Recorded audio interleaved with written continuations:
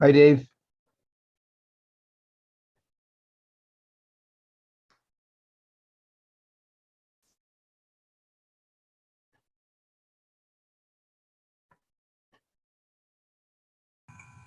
Hi again, Fred. Muted. Hey, cool.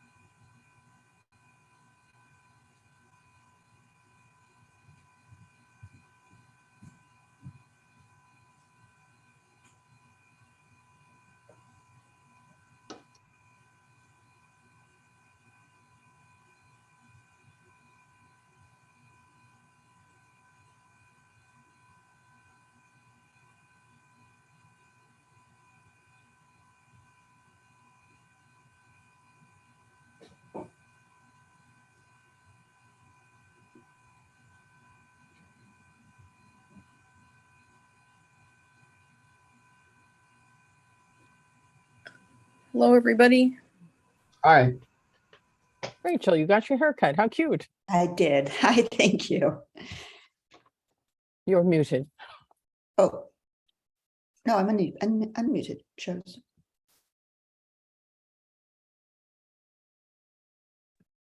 How's this? No, I can't hear you. I can hear you. Volume, perhaps? I can Yeah. hear you. I can hear you.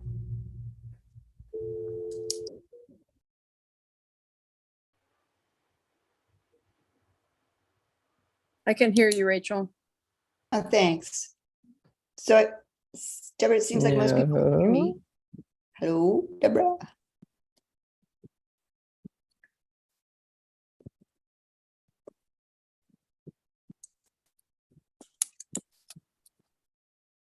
Oh, there's Dave back. Deborah, can you hear me? Deborah, You can't. I can. Do you want to sign out and dial in? I'll try again. On I can- occasion, I have found that I have my earbuds Rachel, plugged into the computer, we but I can don't have them plugged into my ears. We can Yeah. hear Rachel. It's Deborah that can't hear us. Commissioner Doyle. Ronald, could you put something in chat or Anybody else having difficulties? Looks like you are the problem. I guess I should ask if anybody else is hearing Commissioner Parker. yes.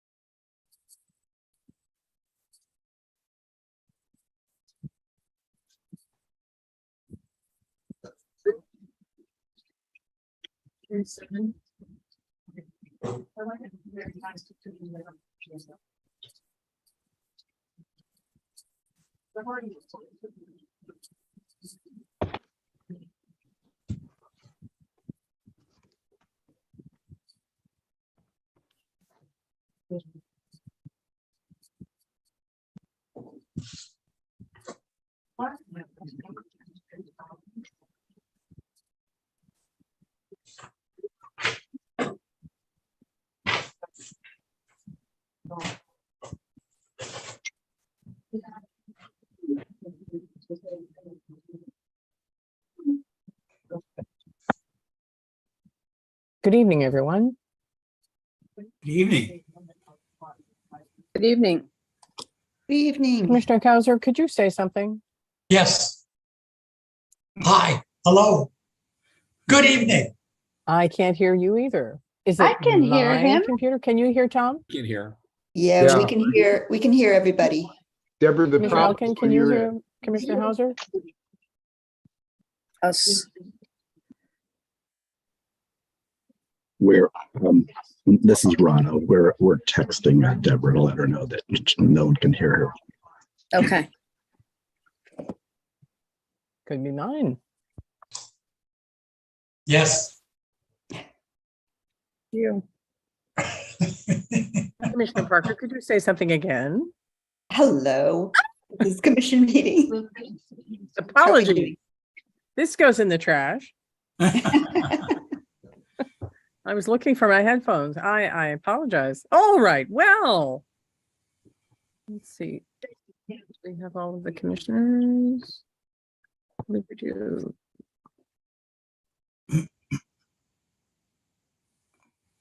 Great. Thanks, Lisa. All right.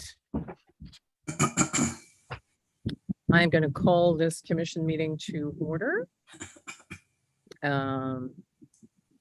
And code 54953, all votes during this teleconference meeting will be taken by roll call. So I'm going to call the roll right now. Commissioner Cahill, Here. Commissioner Elkin, Here. Commissioner Ringbarth, Here, Commissioner Heavenridge, Here. Commissioner Hauser, Here. Commissioner McKenzie, Here. Commissioner Parker. Here. Thank you. All right. What an amazing meeting we're going to have tonight. There are all kinds of interesting things that we're going to be talking about. And so let's just kind of get into it. Are there any public appearances?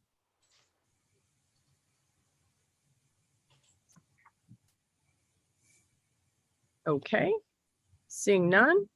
Our first action item is by resolution is to establish the need to hold teleconference meetings due to the proclaimed state of emergency. As you know, Governor Newsom proclaimed a state of emergency to exist in California. And so we are permitted to have these meetings, but have to make the case for it every month. So I would like someone to move for a resolution to establish the need to hold teleconference meetings due to the proclaimed state of emergency. I so So moved. moved. Second. I believe I heard Commissioner Parker and Commissioner Cahill. All right, then I'm going to call the roll. Commissioner Cahill was a yes. Commissioner Yes. Elkin, Yes. Commissioner Engarth, Yes, Commissioner Heavenridge, Yes. Mr. Hauser, Yes. Mr. McKenzie, Yes. Commissioner Parker, Yes. and I'll make it unanimous. Great.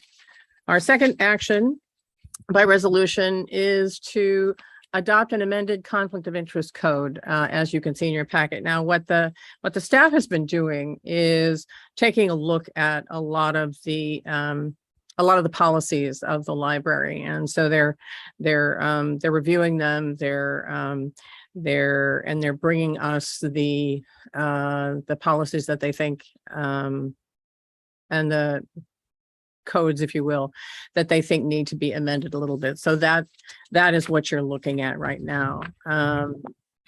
And Erica, do you want to walk us through this, or as you can see, fellow commissioners, the corrections are, you can see in the conflict code. Yeah, it looks like we mainly removed a lot. Our legal counsel reviewed it and made most of those deletions. And I think it was fairly duplicative stuff that was removed. But essentially we added, because we have new staff, so we added the accounting manager, we added the deputy director. So we needed to add those categories to the disclosure, to the disclosure category. Do I have a move to approve that?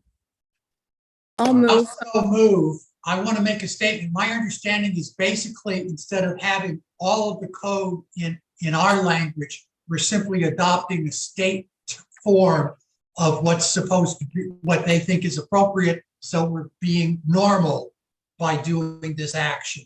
And we're going to have a much shorter thing that just says we adopt the state rules.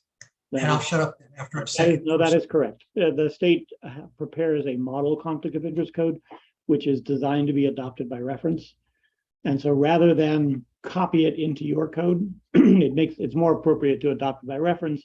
And as we've written it, any changes that the state does, which it does periodically over the life of this. And this action before you is part of your biennial review of your conflict of interest code, which is required. So once the commission acts, it will be sent to the Board of Supervisors, which is the code review body for your conflict of interest code. And assuming they approve it, which there's no reason to think they wouldn't, then it will be in effect. I have a couple of questions. One of them is Just before you start that, okay. I believe I just to get the process down, just so that Okay. Lisa has it. I believe Second. that. Okay, there we go. Now you can talk.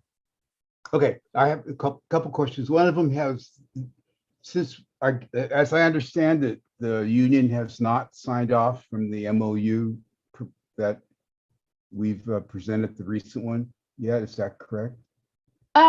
We are still waiting for the official SEI signatures, but the union chief negotiator and I did sign off on it. We are still waiting for the signature page. That is correct. Why I ask is that there's reference to an older conflict of interest code in the MOU. And I'm thinking that that might need to be looked at and updated in light of our action today before the agreement is completely signed, so that we're all current. And I'm wondering if that's been looked at. I will confirm with Ian that that's been looked at. I don't think there should be a conflict between them. As I say, this is, you're not really changing your code. All you're doing is, instead of replicating all the text, you're adopting it by reference. So it doesn't really change. No, I understand that. It's reference to an older resolution by the commission back in 1980 or something like that. And so Okay. I think, that in light of the years, that it might be good to just hit that and bring it up to date. We will take a look. And then the other question is, I think some training might be of value. And I'm wondering if there's been discussion about having more than just the on-demand training that the state does, but actually a workshop. And I believe your firm, Jeff, has done trainings like that. And I'm wondering if something like that could be set up for us, either online or on demand, or something that we can get access to additional training. We can certainly do that. We've done that for clients. Happy to do it here. That would be great. And you're talking about something more than the AB 1234. Yeah, I think so, because I think that the term conflict of interest creates or causes some confusion, both in the interpretation and implementation of the phrase. And I think having a workshop or a presentation, excuse me, that kind of goes over and talks about the fact that the state code is not the only source of information on the conflict of interest, that there's common law conflict of interest, and what kinds of actions commissioners may or may not have to take in light of a conflict of interest when they're presented with one. I would be happy, Erica, to coordinate with you and talk about set something up. Okay, thanks, Jeff. Any other comments? Otherwise, if there aren't any, I'll move the motion. You go ahead and. I moved it. We need a second, I think. No, we already had I believe Sarah was the first and you were the second, Tom. Okay. That's right. Good. And that's why we launched into conversation about it. I think I don't see anybody else's hands up. Okay, then we've had a motion to approve. Commissioner Cahill, Yes. Commissioner Elkin, Yes. Commissioner Engbarth, Yes. Commissioner Heavenridge, Yes. Commissioner Hauser, Yes. Mr. McKenzie, Yes. Commissioner Parker. Yes. Okay, we'll make it unanimous. And I did misspeak. That is a code, but the staff is working on the policies also. So we should have some policies to take a look at pretty regularly. And then we are also going to have a committee to talk about policies as well. Okay, now we're going to move into presentation and Ms. Anderson, perhaps you can talk to us about library collections. Hello, library commissioners. Is my sound coming through okay? It is. All right.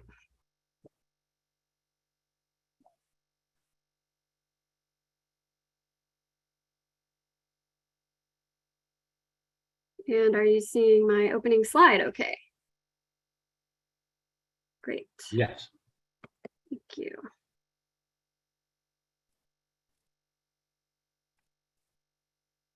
Okay. Well, thank you for having me on your agenda tonight. My name is Jamie Anderson, Collection Services Division Manager for the library system. I've been with the library for about 16 years now, serving in a couple of different capacities throughout that time. Currently also serving as one of the acting co-deputy directors. So I'm happy to present an overview tonight of our collections at Sonoma County Library. Hopefully a lot of this will be information you already know. So by way of introduction, the collection we provide to the community is absolutely one of our core services as a public library. It ties directly into our mission, which is to connect people with information and ideas. It ties directly into our reimagining plan through such goals as supporting youth, lifelong learning, and community resiliency. And new research just this year shows the collection is still the primary reason many people come to the library.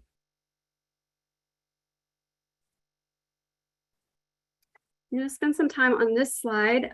As you know, the Commission has adopted a collection development and management policy. So as a public library, we primarily collect current and popular materials. We provide a pretty broad range and a balanced collection covering many different subjects, multiple titles on a subject, and a broad range of viewpoints on a subject. So we're pretty proud of our diverse collection. And it contains content by and about a wide array of people to authentically reflect the variety of ideas, information, stories, and experiences in our community and beyond. And all of this is in alignment with the Sonoma County Library's statement on inclusivity, as well as our racial equity lens. We also endorse in that policy the principles of the American Library Association's Bill of Rights, the freedom to read, and the freedom to view statements. We have a formal process for patrons to request that we reconsider materials in the collection. That process is outlined in the policy. Any community member who objects to an item being in our collection is encouraged to speak with a librarian. And if the person wants to pursue their objections further, library staff provide them with a request for reconsideration form that they can fill out. The form then comes to me and I form a reconsideration committee, which is just a small group of 3 librarians who review the material, take a look at where other libraries have placed the material, read the reviews of that type of item. And the reconsideration committee will basically investigate the concern and provide a recommendation to me. Finally, a written decision then goes to the patron within 30 days. The patron has two options to appeal if they don't like the decision that they received. They may submit an administrative appeal to the library director, and second appeal goes to the library commission. We generally do not get requests for reconsideration very often. The last one that I can remember was in 2019, which was for a graphic novel in our children's collection. The resolution on that one was to move that particular title to the young adult section or the teen section of the library. So sometimes these concerns can be addressed in other ways besides removing the material entirely. As I'm sure you know, there's been a significant increase in book bans and book challenges the last couple of years across the country, especially at school libraries, but also at public libraries. The ALA, American Library Association, reports that challenges of library books have jumped fourfold from 2017 to 2021. They just came out recently with their stats for 2021. And they show that they recorded over 1,500 individual book challenges or removals. This represents the highest number of attempted book bans since ALA began compiling these lists 20 years ago. Most targeted books in 2021 were for books aimed at a teen audience and were books by or about Black or LGBTQIA+ people. It's important that we have a strong collection policy and a clear request for reconsideration process, which we do have, so that the public, staff, and the commission all understand our values and that we're transparent about the process that we would follow if we received a challenge. So segueing a little bit now to just a brief overview of some of our circulation policies. We no longer have overdue fines. We do still charge for lost or damaged items. Most of our materials loan for 21 days. Most of our materials can be renewed up to 3 times if there are no holds on it. Our general library cards do not expire. For physical materials that patrons check out, they may have up to 100 items checked out at a time, and they may place up to 50 holds at a time. And for digital borrowing, I'm going to be covering those loan periods on a later slide.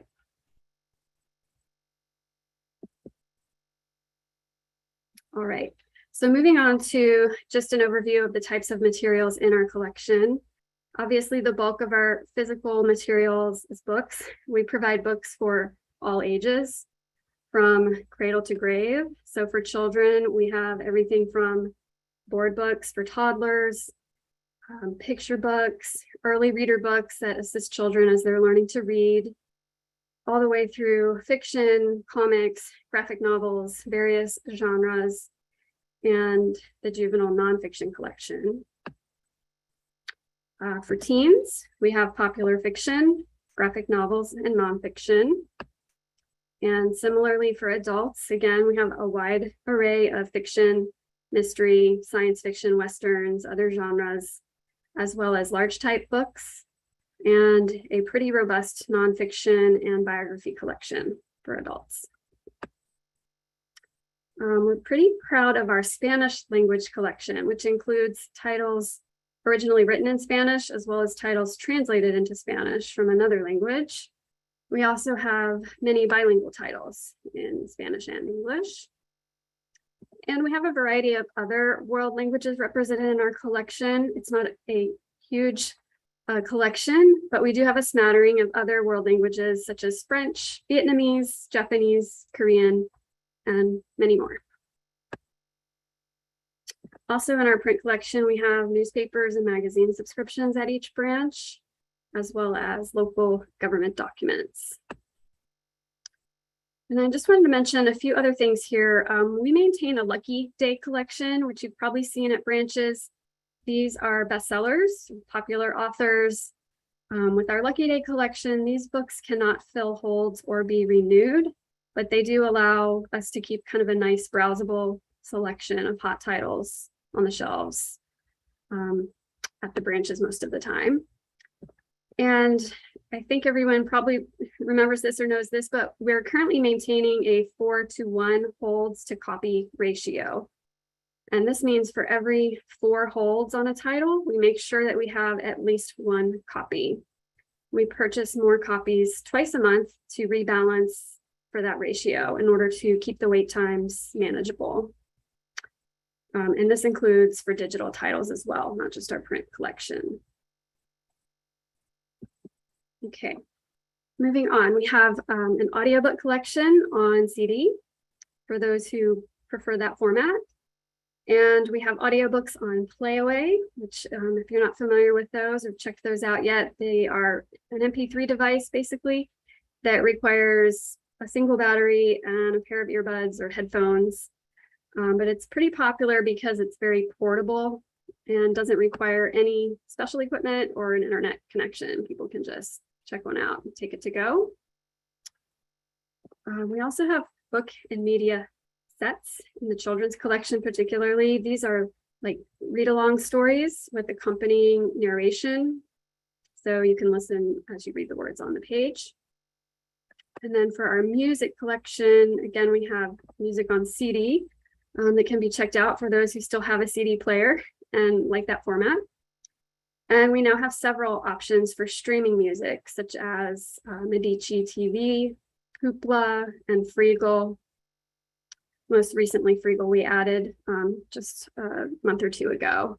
And Freegal allows for unlimited streaming 24 hours a day of music, and they have over 15 million songs. So it's quite a selection. Okay, for movies, TV, and entertainment, we have a very large DVD collection. You can find movies, TV shows, documentaries, international films, musicals, and much more in our DVD collection, including films on Blu-ray, if you prefer that format. The picture on the left here is of a binge box. If you haven't seen those yet in the collection, it's a collection that's still fairly small and that we're growing. These are sets of 4 to 6 movies bundled together in one case, and they're typically around a common theme. In this example, Halloween tales for kids. We also have a lot of movies and TV shows that patrons can stream, again, through some of our most popular platforms like Hoopla, Canopy, and Access on Demand. And we have the last couple of years been building up our video game collection. This provides a way for kids, teens, and adults to check out games for several different PlayStations. We have games for the Xbox One, the PlayStation 4, and the Nintendo Switch.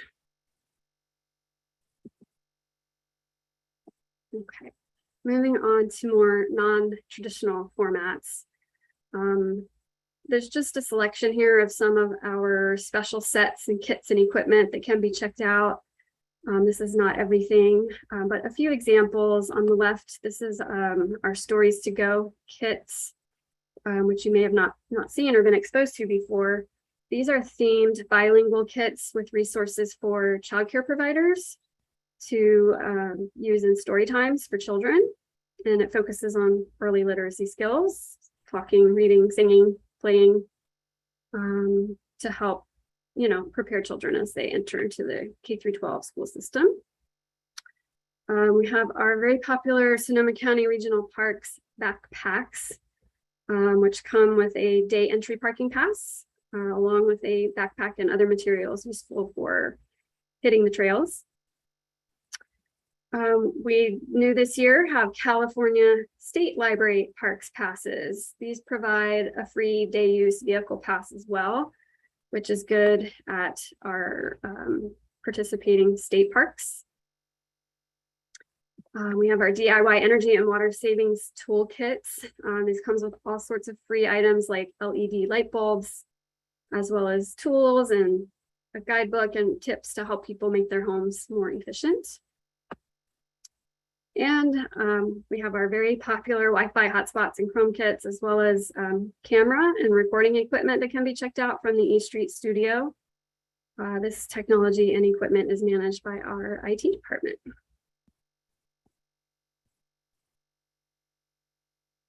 Okay, these are a few of the services that we offer for patrons to check out ebooks, e-audiobooks, as well as digital magazines and digital newspapers. We have access to local newspapers, national and international news. We also have Spanish language e-content through Libby, Hoopla, Make, and others. So to touch on now for a minute on our borrowing policies for digital, it does vary depending on the platform. For ebooks and e-audiobooks on Libby by Overdrive, we allow up to 12 titles to be checked out at a time. And a patron can place up to 10 requests at a time in Libby. For Hoopla, 10 checkouts per month. For movies on Canopy, 6 views per month. These limits are needed so that we can stay within our budget. Basically, there's some pretty complicated licensing terms for ebooks and e-audiobooks that publishers impose specifically on libraries, which we have to navigate. We don't own our digital titles, unfortunately, we license them. So just to give an example, an individual consumer can go purchase an audiobook copy of Fahrenheit 451 on, say, audible.com. And they pay $19.95 to make that purchase. For us as a public library to make that same purchase, same title, we would pay $64.99. Over 3 times as much. It's infuriating. And not only do we pay more, our license to that copy would expire after 24 months, putting us in the position to have to pay $64.99 again 2 years later in order to continue providing access to that title in our collection. So this is where we run into a little bit of trouble with our managing our budget. It means we're regularly buying new titles as well as rebuying previous titles as they expire in order to maintain, a balanced broad collection for digital content.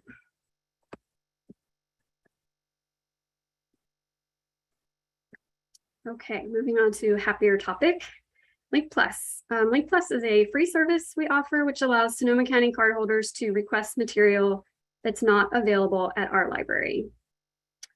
So this can include titles that we don't own at all, or titles that are unavailable at the moment due to being checked out.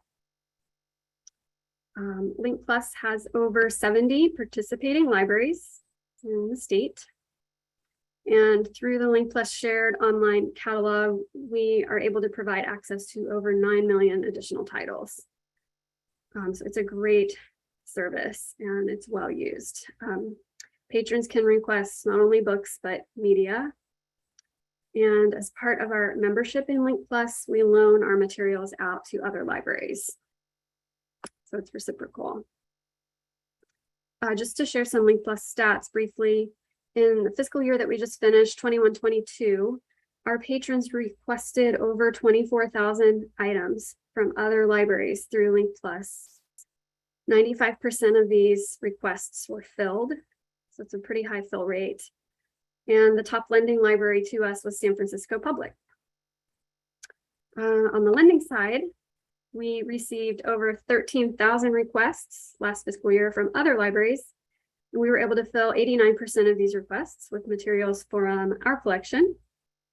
The top library that we loaned to was Sacramento Public. So based on these numbers, you can see right away we're a net borrower and our patrons are very active users of Link Plus.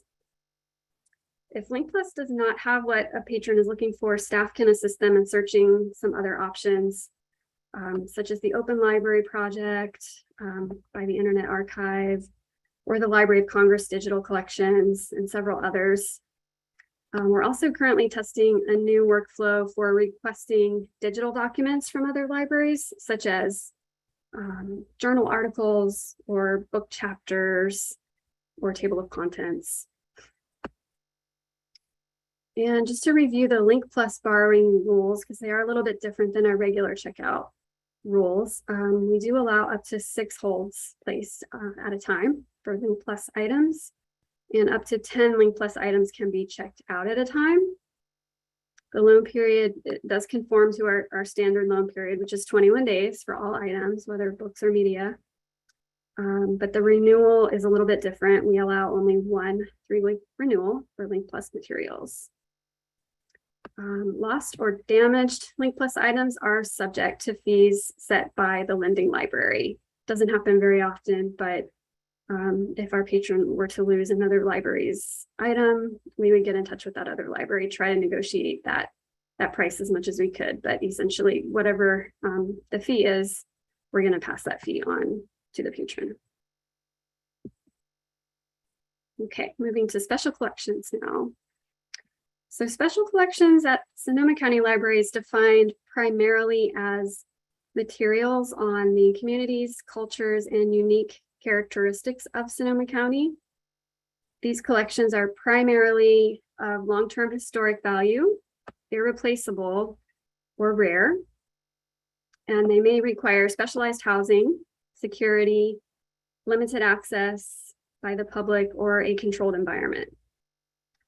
So at SCL, our special collections focus on 3 main areas: local history, genealogy, and the wine industry. The library purchases and accepts donated materials for the special collections. One of our primary goals is to build a representative and more inclusive historical record of Sonoma County by documenting a range of voices and a range of time periods. So this includes filling collection gaps that historically, we've had a gap in areas with the histories of less privileged people in our community. Our special collections include a variety of different formats, everything from print to photographic to born digital, audiovisual, maps, and ephemeral materials. We do not remove, edit, or omit contentious historical materials. So specifically, we have 4 primary special collections here. The History and Genealogy Library is the first one. Their collection focuses on 2 broad areas: local history and genealogy. The Wine Library, they focus on 3 collecting areas: grape growing, winemaking, and the local history of the wine industry.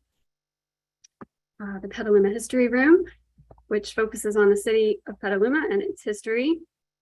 And lastly, the Archives, which focuses on historical records of Sonoma County government.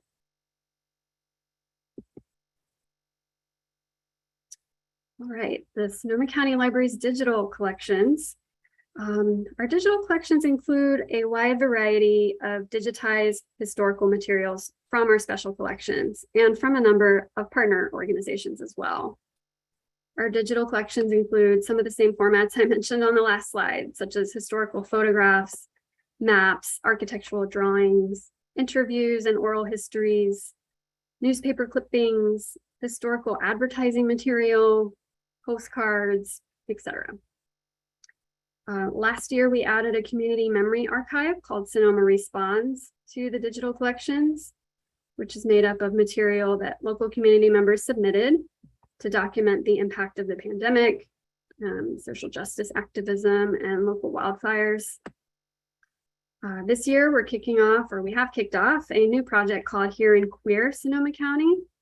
We're currently accepting submissions of digital content in the form of personal narratives, photographs, and other creative works, again, so that we can share stories specifically around this theme of queer culture and activism in Sonoma County.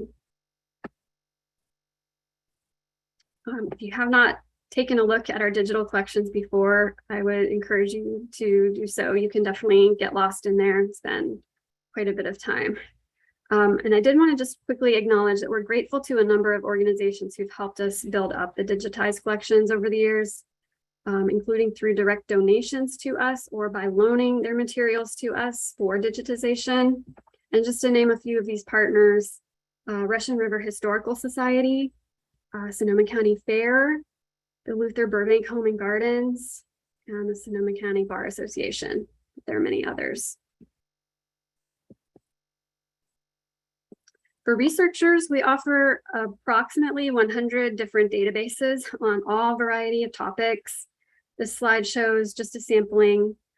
Some of the topics that are covered include things like auto repair, legal research, career and job skills, grant seeking, language learning, science, ancestry research, consumer and business research. And of course, we also have full text magazine and newspaper articles that can be discovered through our databases. We have a large focus on supporting students. This need was amplified during the pandemic when learning was happening at home. Our e-resources reflect this in the coverage of topics that we offer that can help with school assignments as well as college preparation. Okay, so in the management report that the commissioners see each month, you are used to seeing our checkout figures month over month as compared to the prior year, same month. But what I've done on this slide is compiled the most recent annual stats for fiscal year 21-22. So the physical materials do still represent the bulk of our checkouts, about 2/3. The other 1/3 are our digital checkouts. For databases and other online resources, we don't have checkout numbers per se. We track the number of sessions and the number of searches conducted. And then the last column here is a snapshot of holdings as of July 1st of this year. The 796 subscriptions represent the number of print subscriptions that we have to magazines and newspapers. Our annual materials budget, which is roughly $4 million, supports all of these formats.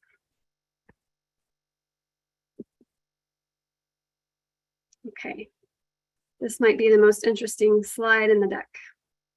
This is a comparison of circulation for the last couple of fiscal years.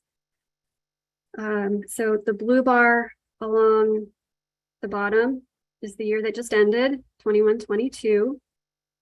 I've separated out the physical circ and the digital circ and the totals at the bottom. So just a few of my own observations. I'm sure you have your own. Our physical circulation has dropped and not returned to pre-pandemic levels yet. You can see in the green bar a drop in fiscal year 19-20, which is when the pandemic began, March of that year, and the libraries closed. And then in the red bar for 2021, just beneath that, it continued to drop more as we moved into the thick of the shutdowns and many people were still staying home. Compared to that, our digital circ has more than doubled in the last 3 years. This is pretty extraordinary. We're finding that many people who discovered ebooks or e-audiobooks or streaming during the pandemic, who've never used them before, have continued to use them as we've come out of the pandemic, as well as, you know, people that were already using them and familiar with them who just increased their usage because of what was going on at the time. The good news is our overall circ has returned to pre-pandemic levels. If you look at the very bottom blue line on the graph and compare it to the purple from 18-19, hopefully that makes sense. As we've been talking about in several commission meetings lately, library use is changing.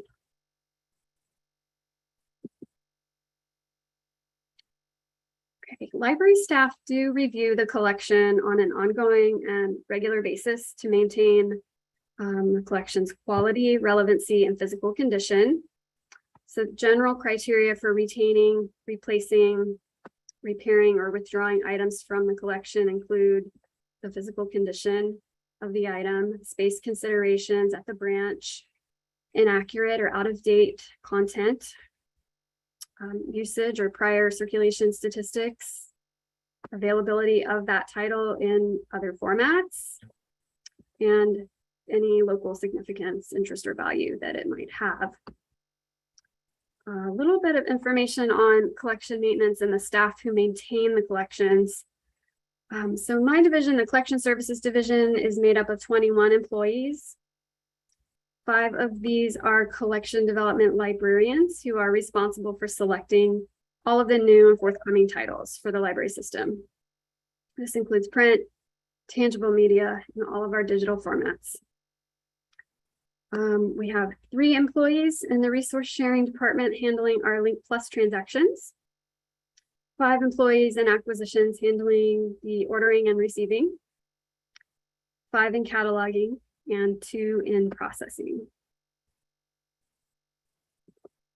It's the responsibility of public services staff in each branch to maintain their collection, making space for incoming new titles by continuously evaluating and weeding existing titles.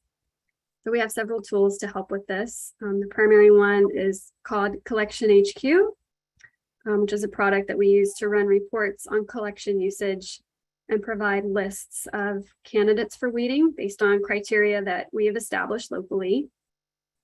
We also have a weeding schedule, which staff around the county follow to ensure we're making it pass through the entire collection every year. The collection development librarians also provide training to new librarians in our collection policies and best practices on weeding.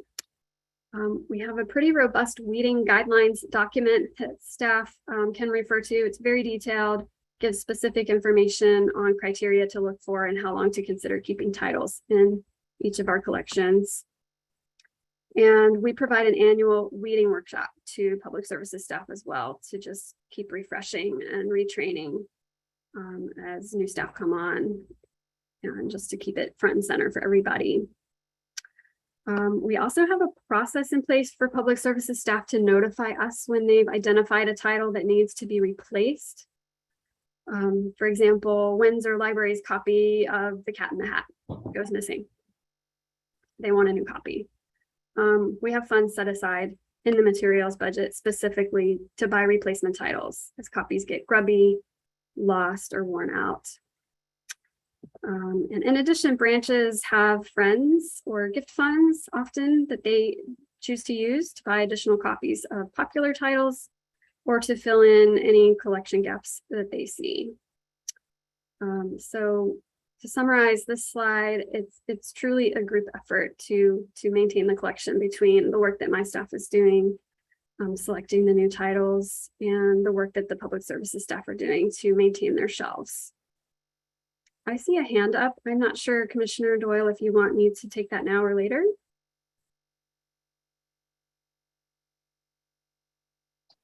Later is fine, Jamie. At the end, I'm in. Okay. Okay, very good. Okay. We're getting to the end. Okay, fun fact. So right now, our title with the most holds, I'm thinking you're never going to guess it. It is the California Parks Pass. This item is specifically provided by the state library in a particular partnership that they developed with the state parks. It has chronically had a high number of holds since we first introduced it, mainly due to the limited quantities that we've been provided and our inability to purchase more. They're just really, really popular. We are expecting to get more in November from the state library. But putting that anomaly aside, the title with the second most holds at the moment is called Horse by Geraldine Brooks. And then I've just included the top 3 highest circulating titles in a couple of different categories here.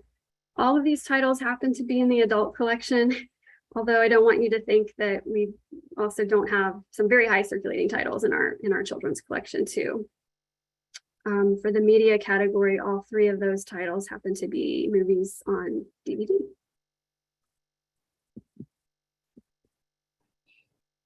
And I just included this because I was really touched that somebody wrote a letter to the editor this summer commenting on the selection of materials in our collection. So I'll just read this quickly.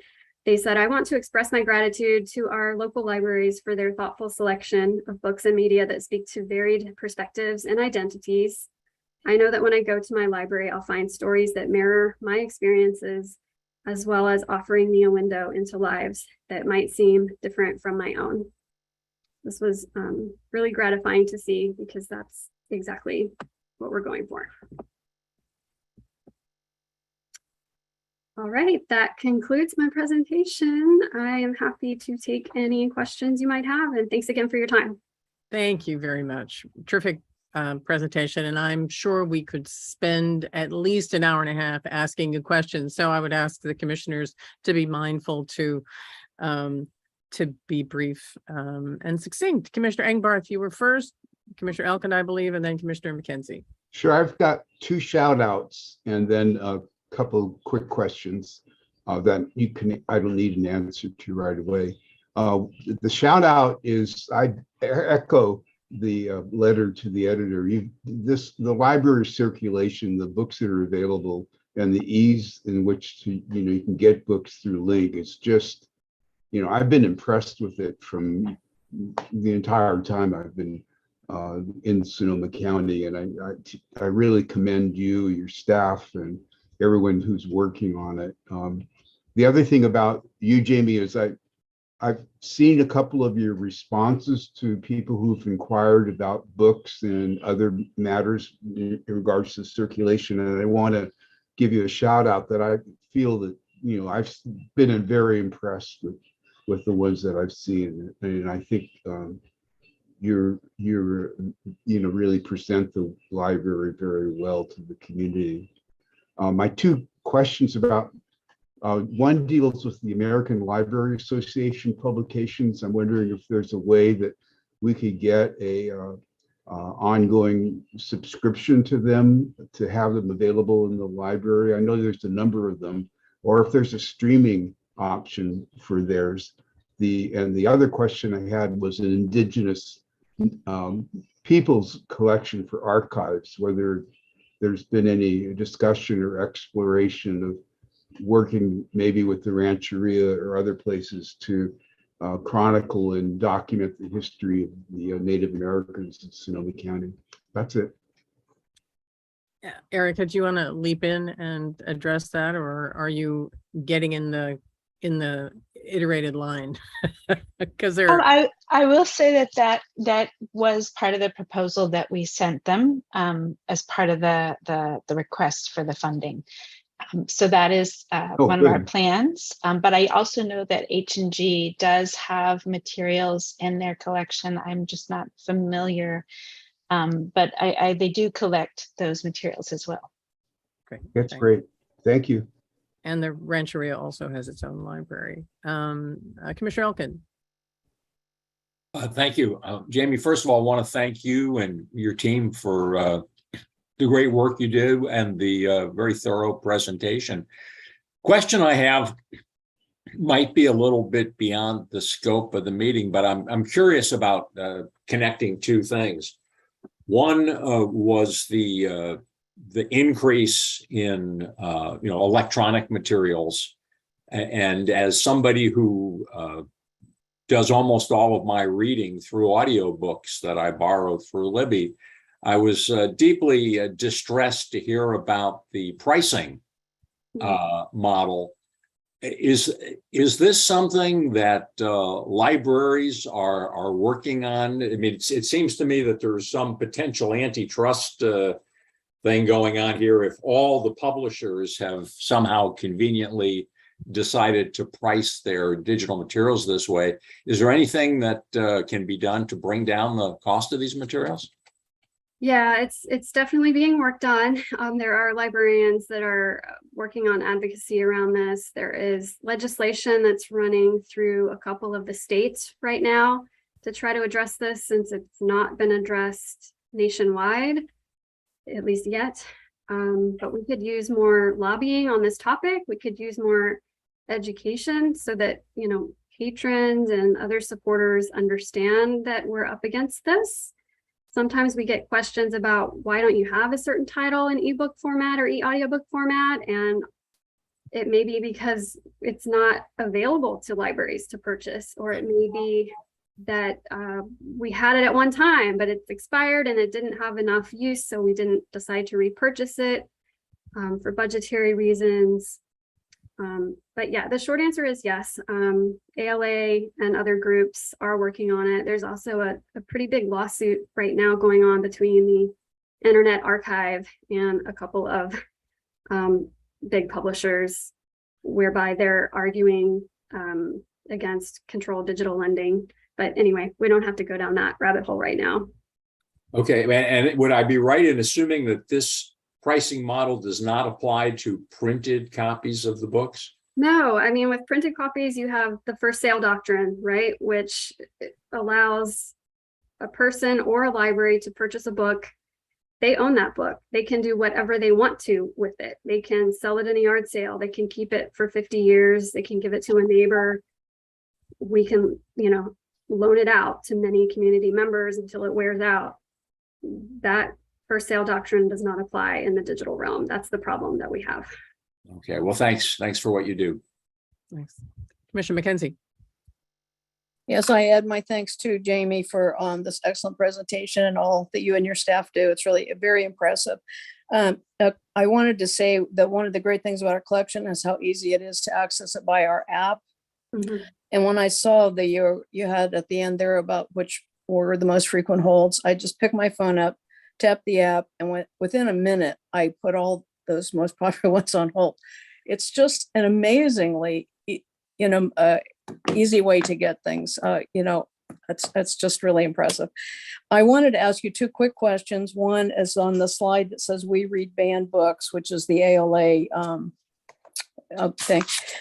I wanted to ask you, I'll just ask both my questions, you can answer them. That we don't, you explained the process for, requesting that, books not be on our shelves. Do we have any policy for things that actually are, or what is the policy for things that we just do not have on our shelves? When you get into like, I don't know, pornography and things like that. I mean, there must be some things that we don't have, and what is our policy about what those are? And then the other question is about local history, the local history collection. Do we have any kind of policy on oral histories, and do we have oral histories in our collection? Thank you all. I'll sign off. Okay, yeah, so again, pointing back to the collection development and management policy, it is on our public website, and it does describe the general criteria for what we include in our collection and how we decide what to include in our collection.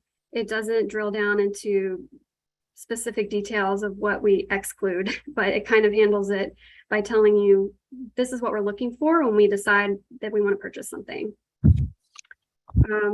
Regarding the oral histories, we don't have a separate policy just on oral histories. We have sort of a procedure or a checklist that we use internally for deciding whether an oral history is something that we want to include in our collections. We do have oral histories now, as I mentioned, in our special collections and in our digital collections, yes.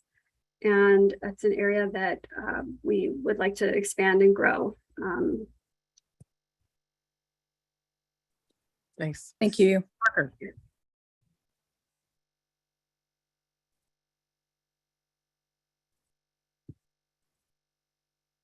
Commissioner Parker? Yeah, hi, I didn't hear my name. I really just have a comment. I want to applaud your team. I had not heard the specifics of our collection policy and the procedure for when a patron may want to challenge the inclusion of a particular title in our collection. I think it's extremely thoughtful and thorough and balanced, and it's a terrific platform for us to use as we look at this nationwide effort to control libraries and collections in particular. So thank you very much for the work you've done on that and for sharing that with us tonight. Thank you. Commissioner Cahill. Yeah, I'll just echo what Rachel and a couple of others have said about your very sensitive handling of of objections to inclusion in the collection. I've seen a couple of your stuff that you sent to us, and I thought it was really well done because a lot of people either just don't understand what's going on or have issues, we might say. So one proof of the pudding is that we haven't had any appeals. So we'll continue to support what you folks do. Thank you so much. Appreciate your support. Let's see, I don't see anybody else's hand up, so I will take this opportunity. Commissioner Heavenridge. Sorry about that. I would just like to say, when we're talking about oral history and historical knowledge, Jamie has it, and she's played so many roles at the library. And those of us that were on the commission when we had it, Jamie had to step in to help when we had a gap as the director, and everything she does. I think we got to capture an oral history from Jamie. So if she ever left, we would know how the library operates. Okay, and thank you, Jamie, for all you've done over the years. Thank you. Anybody else's hand that I've missed? Echoing the thanks. And someone actually called me who had read the agenda and said that he thought that this presentation should be made at every library advisory board because it's so useful, and it's just wonderful information that we can use and that the library advisory boards can use. So I think that's a terrific suggestion. And also I wanted to, you mentioned how proud the staff was of the work that they're doing in the Latinx and the Hispanic collection. I understand that the Hispanic Latinx Heritage Month is starting later this month, and so I think we're going to be shown a number of interesting things by the staff. So I wanted to make sure that the commission knew to keep their eyes open, and that folks who are watching this commission meeting know that that it's going to be very flavorful later this month. It's been a busy fall already, just when summer reading ended successfully, and the Teen Film Festival. Now we're going to be moving into the Hispanic Latinx Heritage Month. In terms of objections to content, and in terms of our policy, I've said this before, and apologies to everybody, but I serve on a national committee that's looking at the intellectual freedom challenges, and when libraries have wonderful policies, but they're not talking about it in the community, that's when often things go wrong. And so we certainly know, and the library users probably know, that there's a vast array of materials on the shelves. And I like to think of our library as being an equal opportunity offender. There's material that will offend any political spectrum. There's material that will offend any, but pornography is illegal. We know that pornography is illegal, so that shouldn't be on the shelves. And wouldn't be as far as librarians are concerned, but the notion, and we've had this conversation started when some books were checked out of our shelves that made us a little nervous. I think one of the ways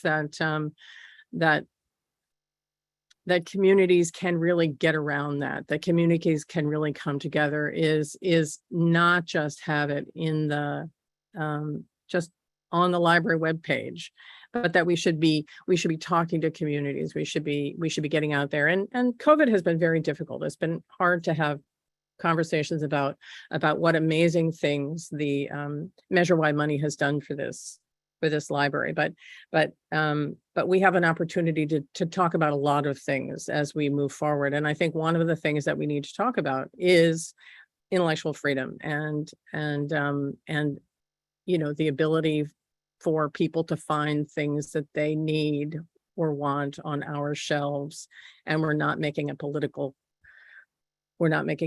judgment or anything like that. So So again, we appreciate your work so much. And we need to go out and brag about it.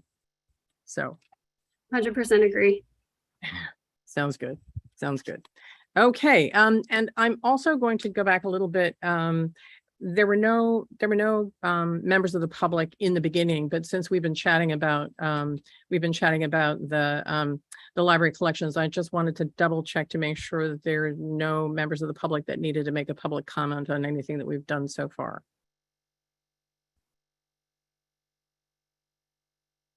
I'm not seeing a hand. Lisa's not giving me a sign. Okay. All right. Then our next presentation is we welcome Sarah. We're delighted to see you. We want to hear all about the campaign for the 21st library system, 21st century library system.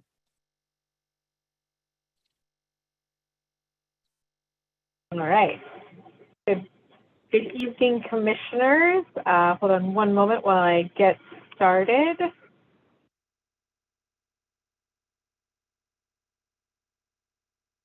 All right, so I think everybody knows me at this point, but I'll say it again. I'm Sarah Ortiz, and I'm president of the Sonoma County Public Library Foundation, which of course raises funds to ensure equitable access to Sonoma County Library services. The foundation is really excited to present this plan to you. We adopted this plan unanimously at our last meeting, and we're clear that we own it. This is our plan, and we're excited to include everybody else in it, but we want to meet and exceed these goals. The plan that you saw in your packets was originally about raising funds for construction, but as probably many of you know, we got extraordinary news last week that the Federated Indians of Great Rancheria are gifting $3.5 million towards the construction costs, which is absolutely incredible, and meets that goal for the construction. However, our goal is still to raise $3.6 million for furniture, fixtures, equipment, and other expenses for the Roseland Library. This plan's preparation was led by Chris Valley, who is our new vice president and will be taking over duties while I am on maternity leave, and she is heading our campaign group. Every board member has been really involved in these study sessions, including Judy Glenn, Helena Whistler, and Ariel Orr. We benefited from feedback from more than 30 individuals throughout the Sonoma County Library family, including people at large, and each and every one of you commissioners. So thank you for your feedback. It's heard, and this is a document that will continue living and breathing. As you see, we changed our goal a little bit based on the construction costs and the generous gift from Great Rancheria. So this will continue to be adapted as the campaign goes on. And of course, the entire process was facilitated by Craig Palmer, who we can't say enough good things about. We're very, very grateful for his expertise and his help in this process. So, here we go. Here is our new campaign theme. We are building a 21st century library system, and the Roseland Regional Library is the next step. This sets Roseland within the historical context of the Sonoma County Library, providing amazing services throughout the Sonoma County system. And Roseland is the next logical step to be followed by renovations and new construction on all the other facilities. As you saw in the facilities plan, we're going to need more. And so we're building a 21st century library together. We're clear on our goals. We're going to raise $3.6 million, as I said. And we're also going to build the foundation capacity to meet those future goals. That includes expanding our donor base, expanding our board, and getting ready to build the 21st century library system.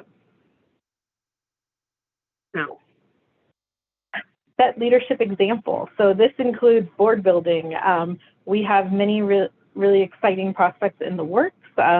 Several commissioners have given us names and contacts, and we really appreciate that. So we're building a pipeline for board members, for volunteers, for ad hoc members, which is really, really important as we, build a coalition to build the 21st century library system.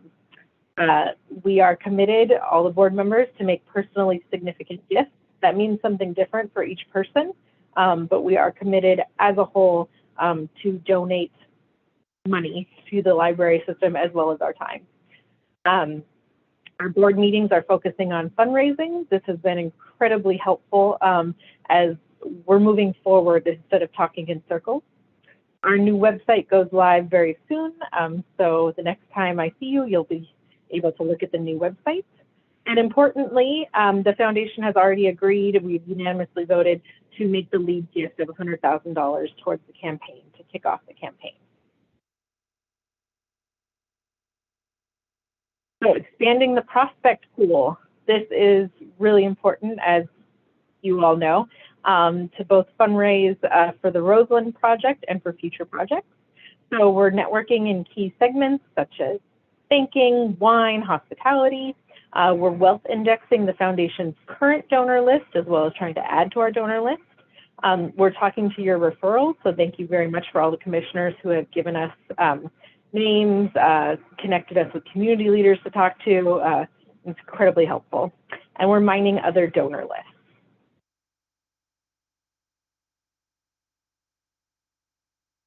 Call everyone to action. I think anybody who's talked to me, especially one-on-one, knows that I believe that we all have to get involved. There are prospects with interest in and capacity in the county and in the state and nationally who are interested in building a library for Roseland, interested in building a better Sonoma County library system. And so this is when we engage everybody, right?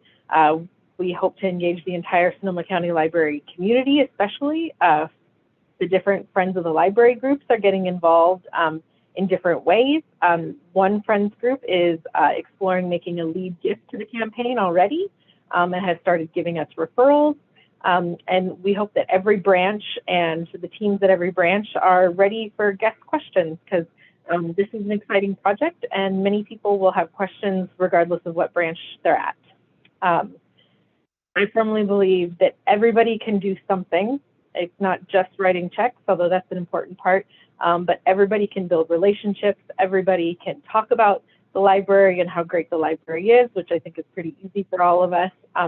Everybody can help connect us to different groups or different people, and that's really what this is about.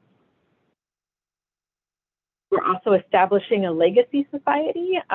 This is for long-term gifts to fund, big projects at the library. We know that there has been some really large donations, bequests in the last couple of years, which we're incredibly grateful to. And we're going to continue that legacy by building the David Babsay Legacy Society. We appreciate Tom Hauser's help on this, who gave us some guidance originally. And we're going to continue, we want to educate public and estate planners about the opportunities to give to the library, that you can leave a legacy for the library in your will. The first step is to hold a vision breakfast in January. We already have 3 members of the Legacy Society and potentially some more. And we have a former board member, Antonia Albany, who's really taking this on and championing it. She's going to work closely with Craig to network and build excitement around this Legacy Society. And I just want to say I'm really, really grateful to the Sonoma County Library for all the support and the thanks and the relationship building that has happened over the last couple of years. It's a noticeable difference and I really appreciate it. One way is there's going to be a Donor Acknowledgement Day in 2023, which I'm really excited about because there are so many different groups that support the library, and this will be a chance for all of us to get together, which is really awesome. And it'll showcase all the different groups' generosity. As you know, the Friends give so much. There's major donors, there's staffers who donate their time and efforts, and we all want a strong 21st century library system, and this just showcases that. And finally, launching the campaign. I know several people have asked, when does it start? We've already received some major gifts, as you're well aware of, but the campaign officially launches Thursday, November 10th at 8 a.m. at a breakfast at the Central Branch. So put that on your calendars. VIP guests include Mayor Rogers and others. I was starting to talk to people about their schedules and coming in for that. And we're bringing together leaders in all different areas of the community so that we can really build a coalition that's going to build this library.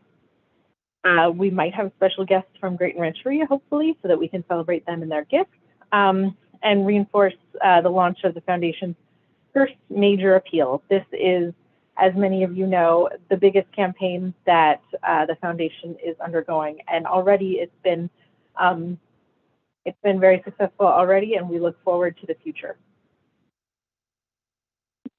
Thank you, and let's get building.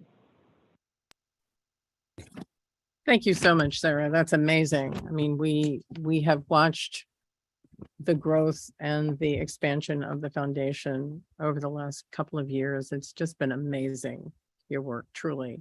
All this and COVID too. So are there questions for Sarah? Commissioner Engbarth. Yes, great presentation, Sarah. Congratulations on the kickoff. You guys have done a real great job on this and the direction that the campaign's going in. I think it's really a very positive one. So thanks to all of you.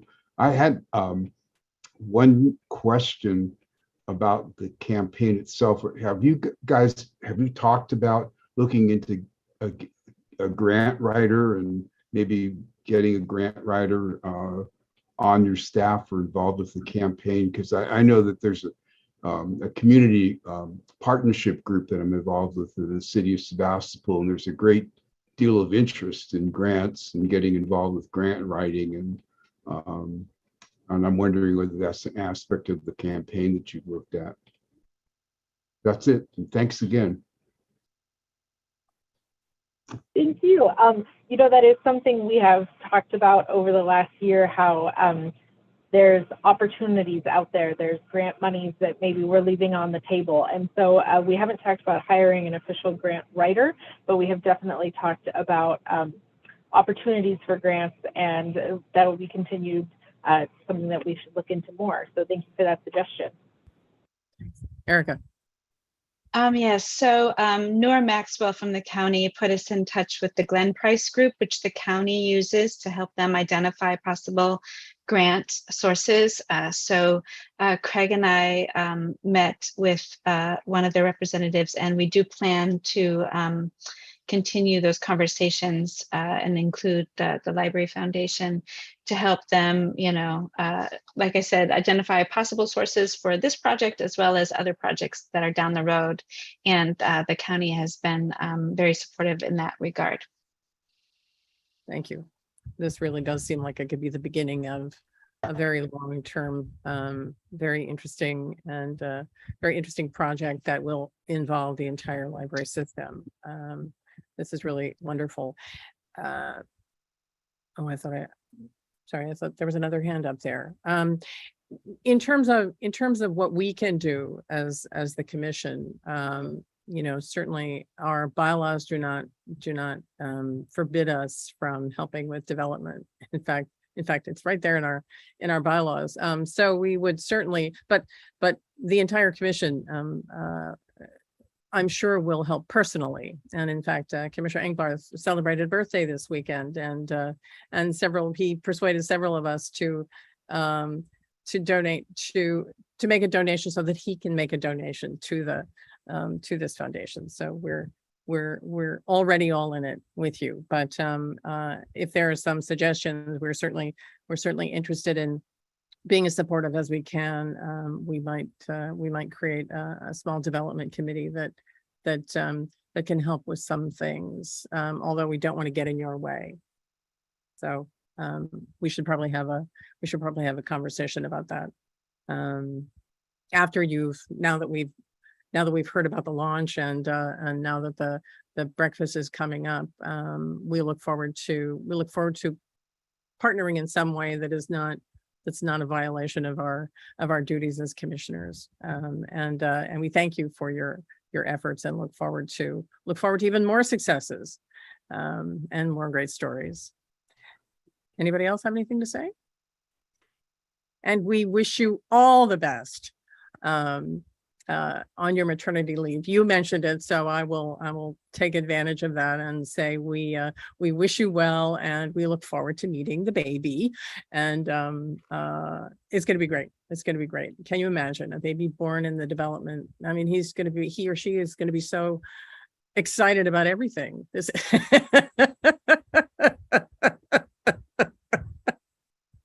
Thank you very much. You are so welcome, and thank you. Thank you, and do thank the rest of the foundation board, and Craig. We certainly couldn't do it without you. And we couldn't do it without you guys. So thank you much. Okay, and I don't see anybody in the public, so we will thank Ms. Ortiz and move along to the library advisory boards. Foundation and Friends of the Library. We don't seem to have any from the in additional comments from the foundation, but we don't seem to have any friends or any labs that have comments. But so moving on to library reports. Commissioner Thibault, would you like to summarize the reports? Sure. So I did want to provide a little bit of a hiring update for Sunday hours, since I mentioned it in my report. We are, steadily hiring and staff for Sunday hours.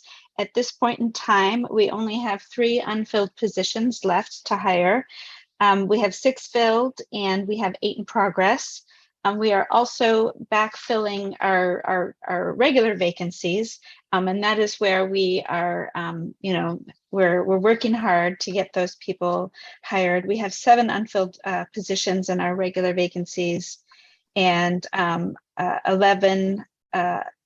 17 in progress and 11 filled. So as soon as we get all of those folks hired, we do have to train them, and we have to, there's a few things that we have to work out with the union, as well as some other kind of logistical issues, and including making sure we have adequate workspace for our new hires and computers. So we're hoping to have a timeline by the next commission hearing for when we can expect Sunday hours to actually begin. The other thing I wanted to mention is that we did have our first community needs assessment meeting at the block party at Roseland University Prep.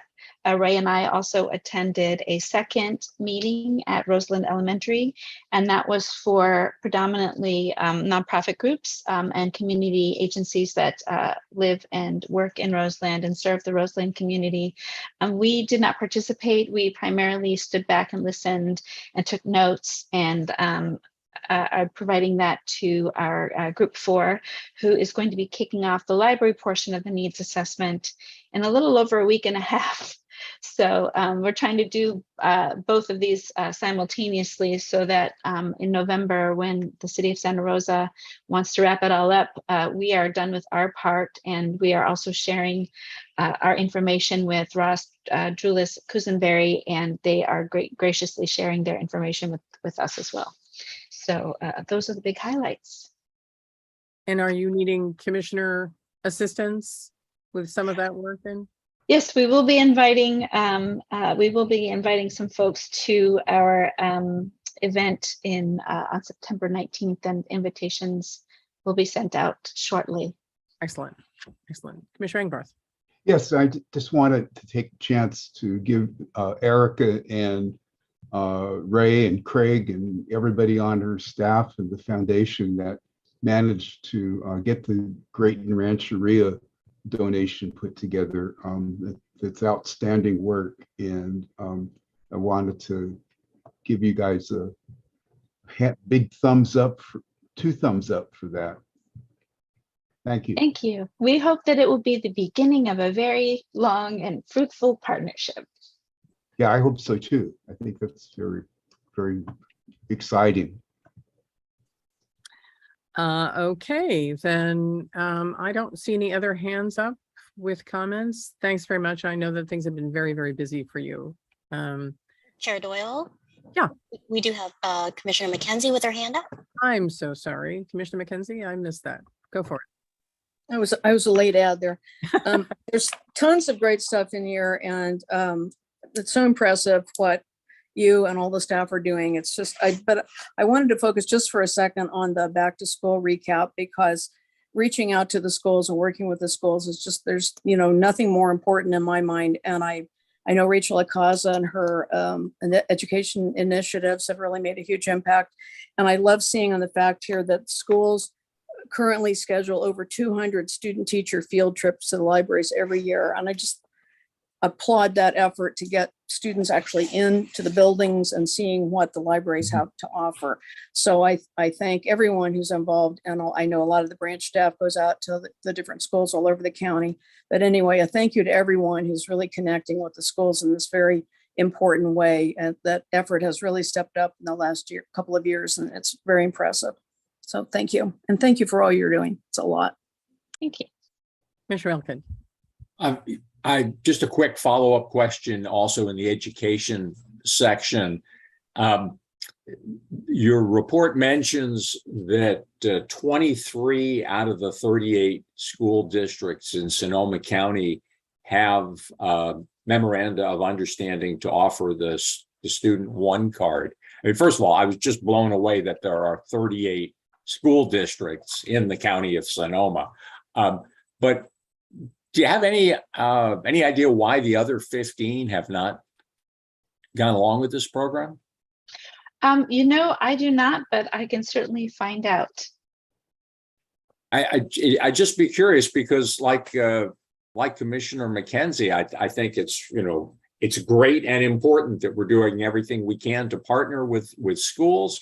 I think we're a great resource for students of all ages. I just can't imagine why school districts would not want to make it easy for their students to take advantage of the Sonoma County Library. I know that we have reached out to all of them, and some of them have just not responded. So I don't know if there's particular issues or barriers, but we can certainly look into that. Certainly be curious. Thank you. It also hasn't been around for that long. And so I think the more good examples we can provide, the more the school districts who find it a little unusual can take a look at it. So I think it really started about 3 years ago. Isn't that right? 2 or 3 years ago. So it wasn't that long. 2017, actually. 2017, okay, longer than I thought. Okay. Anyway, anybody else? Thank you, Erica. That's terrific. And as we, this is related to your library reports, but as we're going to be moving out to talk to people about what measure-wide things have done, and as we start talking about Roseland, I think we need to make sure that we can point to the differences. I mean, we've done a lot of that with our analyses, our annual analyses, but it would be nice to be able to kind of point to a list of the things that we have done, we're able to do now that we couldn't do 6 years ago. And I think we are working on like a fact sheet for the campaign, and it could be used for both measure-wide campaign as well as the fundraising campaign to demonstrate all the things that we've been able to do. Terrific. Terrific. Okay, then anything from library news and publicity, or shall we move into budget and finance reports? Well, all I can say is I have my first newspaper quote in this report. That's my very first newspaper quote as an interim library director. So, congratulations. Yes. And was it right? It was, yeah. There we go. All right. Okay. Moving into budget and finance reports then.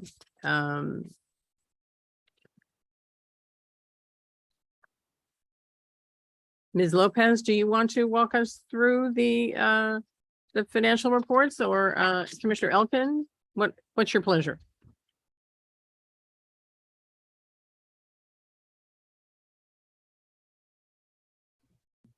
I think this is the domain of Miss Lopez, and I'm going to graciously turn it over to our very capable CFO to take us through this.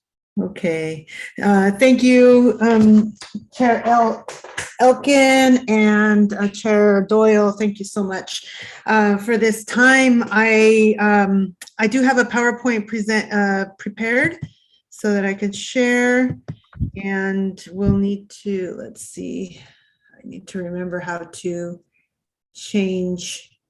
Can you see my screen? Yes. Now I need to remember how to change it over.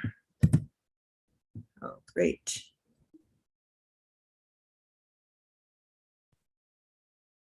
Well,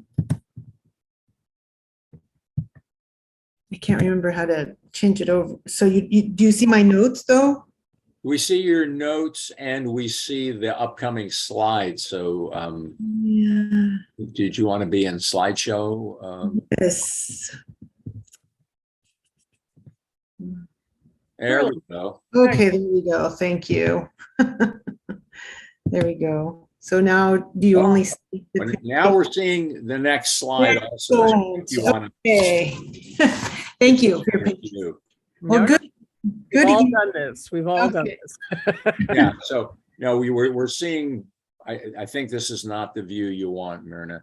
Okay, so I have to change the swap presenter's view to slide. Yeah, there you go. Perfect. That's it. Got it. All right. Okay. Well, good evening, commissioners. I am pleased to present to you the fiscal year end 21-22 report ending June 30th, 2022. These are unaudited financial reports.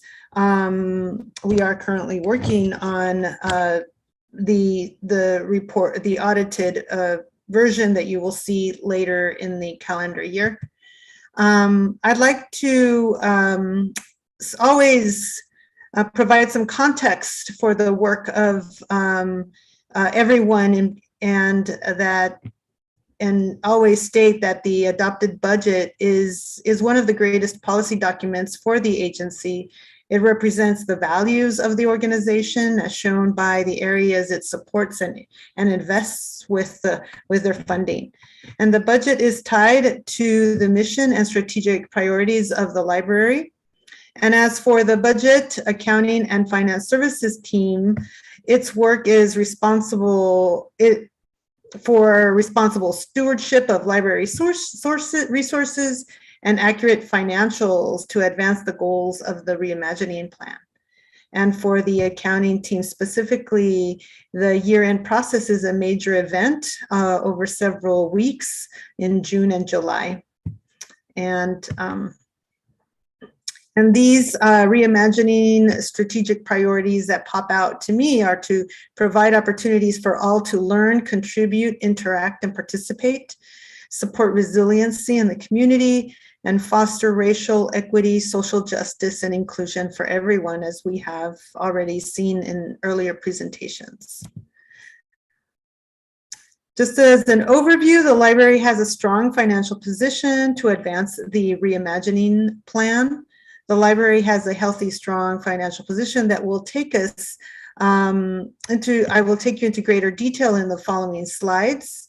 But in general, revenues were overall 7% over the budget, and expenditures were under budget, as we had seen in the Finance Committee and in the Commission with the monthly reports. So we have spent about 72% of our budget overall.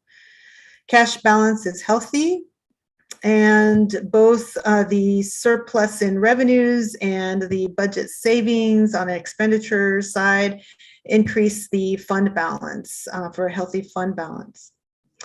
We have to continue to keep in mind that we are not in control of everything, and we have external factors that impact our revenues.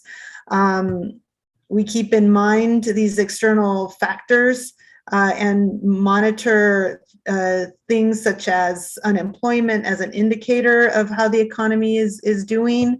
But we know what these external factors are. Their economic conditions.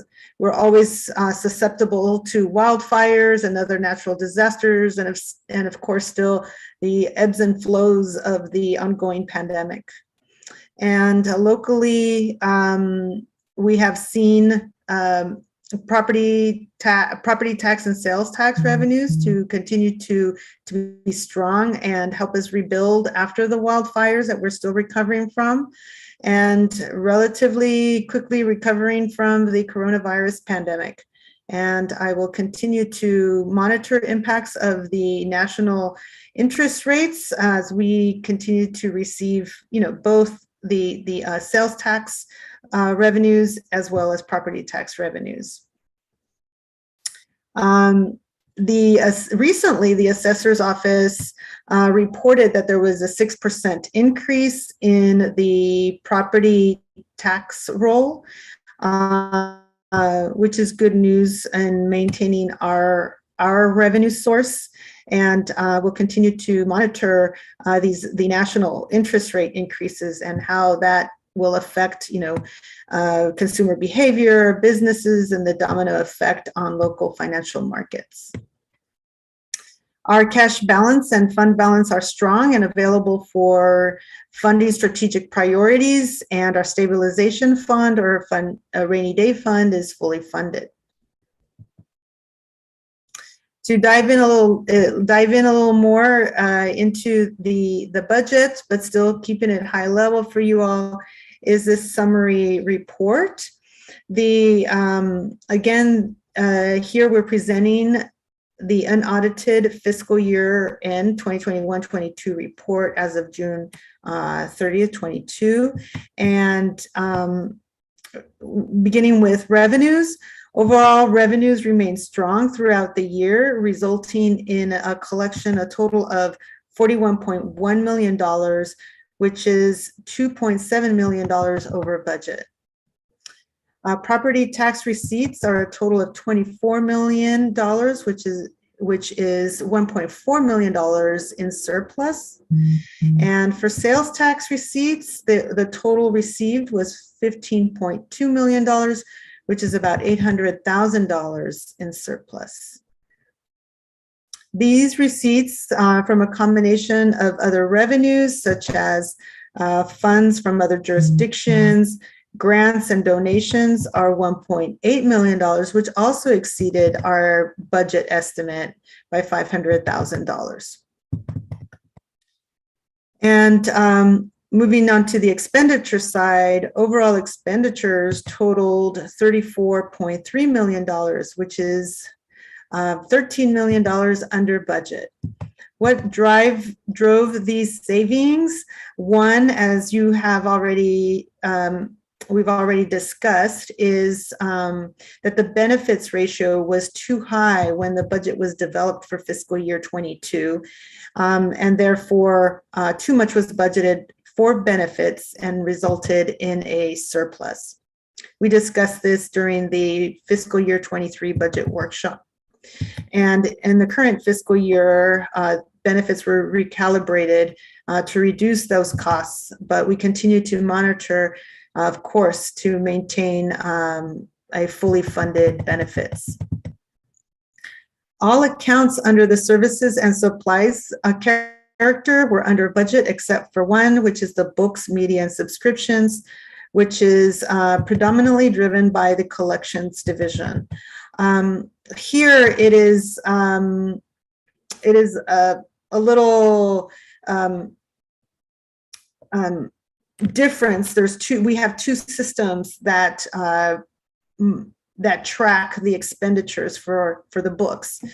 Collections has a Horizons system that tracks all their purchases, purchases that they've actually received and have actuals, and then they also have track those purchases that books, for example, that still have not come in. So when June 30th comes around, there are still books that the library has purchased but have not been received as of June 30th. And when the fiscal books close under our EFS system, we continue to receive books in the new fiscal year, and collections continues to pay out of their budget. So essentially they're paying books that were purchased in the prior year and paying with dollars in the current fiscal year. There is a later item in your agenda that addresses this to rebudget funds to roll over funds from the last fiscal year. And under capital, there are several projects that were completed, such as the new Roseland Library temporary branch, the Guerneville refresh, the Bibliobus, furniture refresh at Central Branch, and a locker at the Sonoma Valley branch.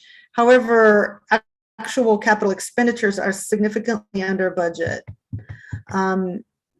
And the reason for that is that one of the major refreshes that has been planned for over some time has been delayed, which is the Petaluma, and that is the biggest portion of the unspent funds under capital. But on the other hand, with the establishment of the capital reserves, that will help smooth out budget planning and hopefully prevent these large under expenditures. So that is, I don't know if you have any questions on this sheet, or we can move on to the next, and we'll take questions at the end. This slide shows last fiscal year compared to this the fiscal year 21 versus fiscal year 22, and show our progression, and revenues again more than cover our expenditures. So we have a positive cash flow for the fund balance. Overall, over the last 2 years, property taxes increased by 5.6%. And sales tax increased 8% over the last 2 years. And as the library builds back services and going into more in-person programming and increasing hours, we hope that the rate of it has helped to increase the rate of expenditure, and we hope that that'll be the trend through the coming years.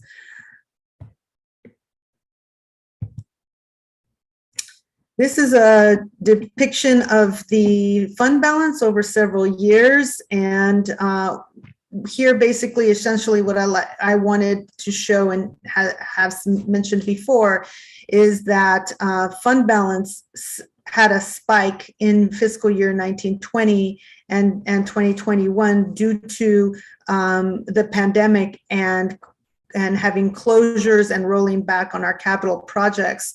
But as we build back our services, fund balance has decreased. So there is the continued strategic use of our funds and building back our services. And this fund balance is available, as you know, primarily for one-time uses, to be used strategically on the priorities of the library. This just shows a depiction again of the use of the fund balance. Again, here you can see where the spikes are for those fiscal years during the pandemic, and that fund balance is decreasing in fiscal year 21-22. Cash balance shows the same, and it is consistent and mirrors our revenue cycle for property tax and sales tax. And as we know that property taxes are generally paid twice a year, in April and December, and those are the spikes that we see in the blue line. And sales tax comes in on a monthly basis, and it spikes during the holiday season.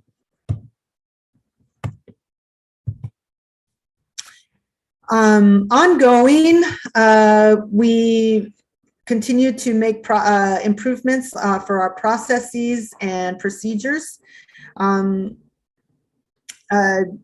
We will continue. We did make an offer to an accounting manager who will start later this month and will help have more consistent analysis of expenditures and on a monthly and quarterly basis, and work more closely with our division managers and provide them more support in analyzing the budgets and our expenditure patterns. And I continue to look at continuous improvement on updates for our internal controls, such as cash handling, our bank accounts, and purchasing. And of course, ongoing cross-training for our accounting staff. Our next steps are to complete our audited financials and continue to review the finance department's internal controls and training, and have more frequent review of our budgets and expenditures with our division managers, continued improvement with our internal controls, improvement with our employee desk procedures, and ongoing staff training. With that, I can take some questions.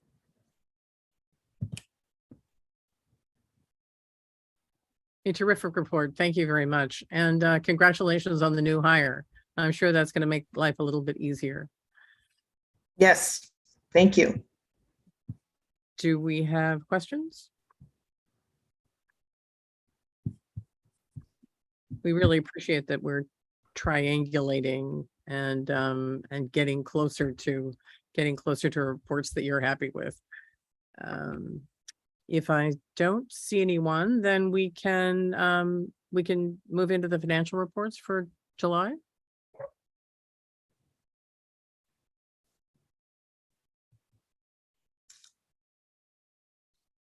Lisa, can you show the summary report for July? Yes, I can do that. Let me pull it up. Give me a moment.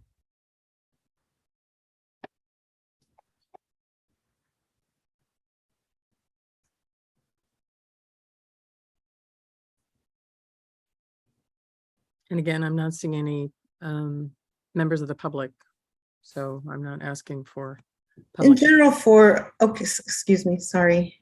Go ahead. In general, for the month of July, it's our first month in the fiscal year, as you all know. So revenue continues to stream in as expected, and we are allocating our expenditures according to the new revenue source policy that the commission adopted. So that is going smoothly, and our reports should reflect that. As you know, there have been, as you know, with benefits, benefits had been charged in total to the property tax in the past. And so I'm working to refine a procedure for the allocation of those. And so at this time, I'll be doing those quarterly, and we'll be seeing them more on a quarterly basis until I can get some better reports that allow to drill down on more of more frequent basis. So having to work with multiple vendors in terms of reports that they provide to us, I have to be very build closer relationships and questioning about what kind of processes and management reports they can provide to us. But in general, again, here we have our budget of $48.8 million.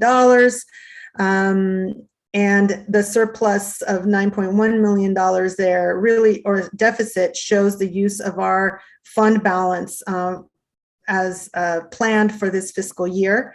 And our total revenues for the month of July, of course, because property tax is collected in December and April, we don't have receipts for the month of July, and for the month of July, also under sales tax.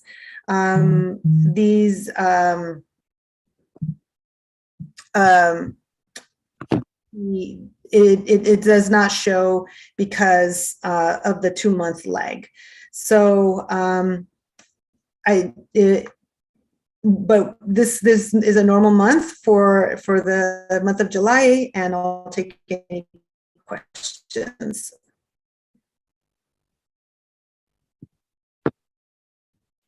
Thank you very much. Okay. Any comments, questions? Okay. Thank you so much. We really appreciate your getting us off. Commissioner Hauser. I have a comment. I want to say that Myrna Lopez is one of the best things we've had happen to this library since she's been here in about a year. She does better than any of us on the commission at identifying problems and looking for solutions. And it's just wonderful listening to her. And I feel total confidence in her reports. Thank you very much. Thank you. Thank you, Commissioner Hauser. Anybody else? Okay, we really appreciate it. And I'm sure that our Measure Y Oversight Committee is going to appreciate it as well. They're going to be meeting to get themselves organized shortly. So I'm sure they'll be delighted to see this material. All right, then we're going to move into the commissioner and liaison reports.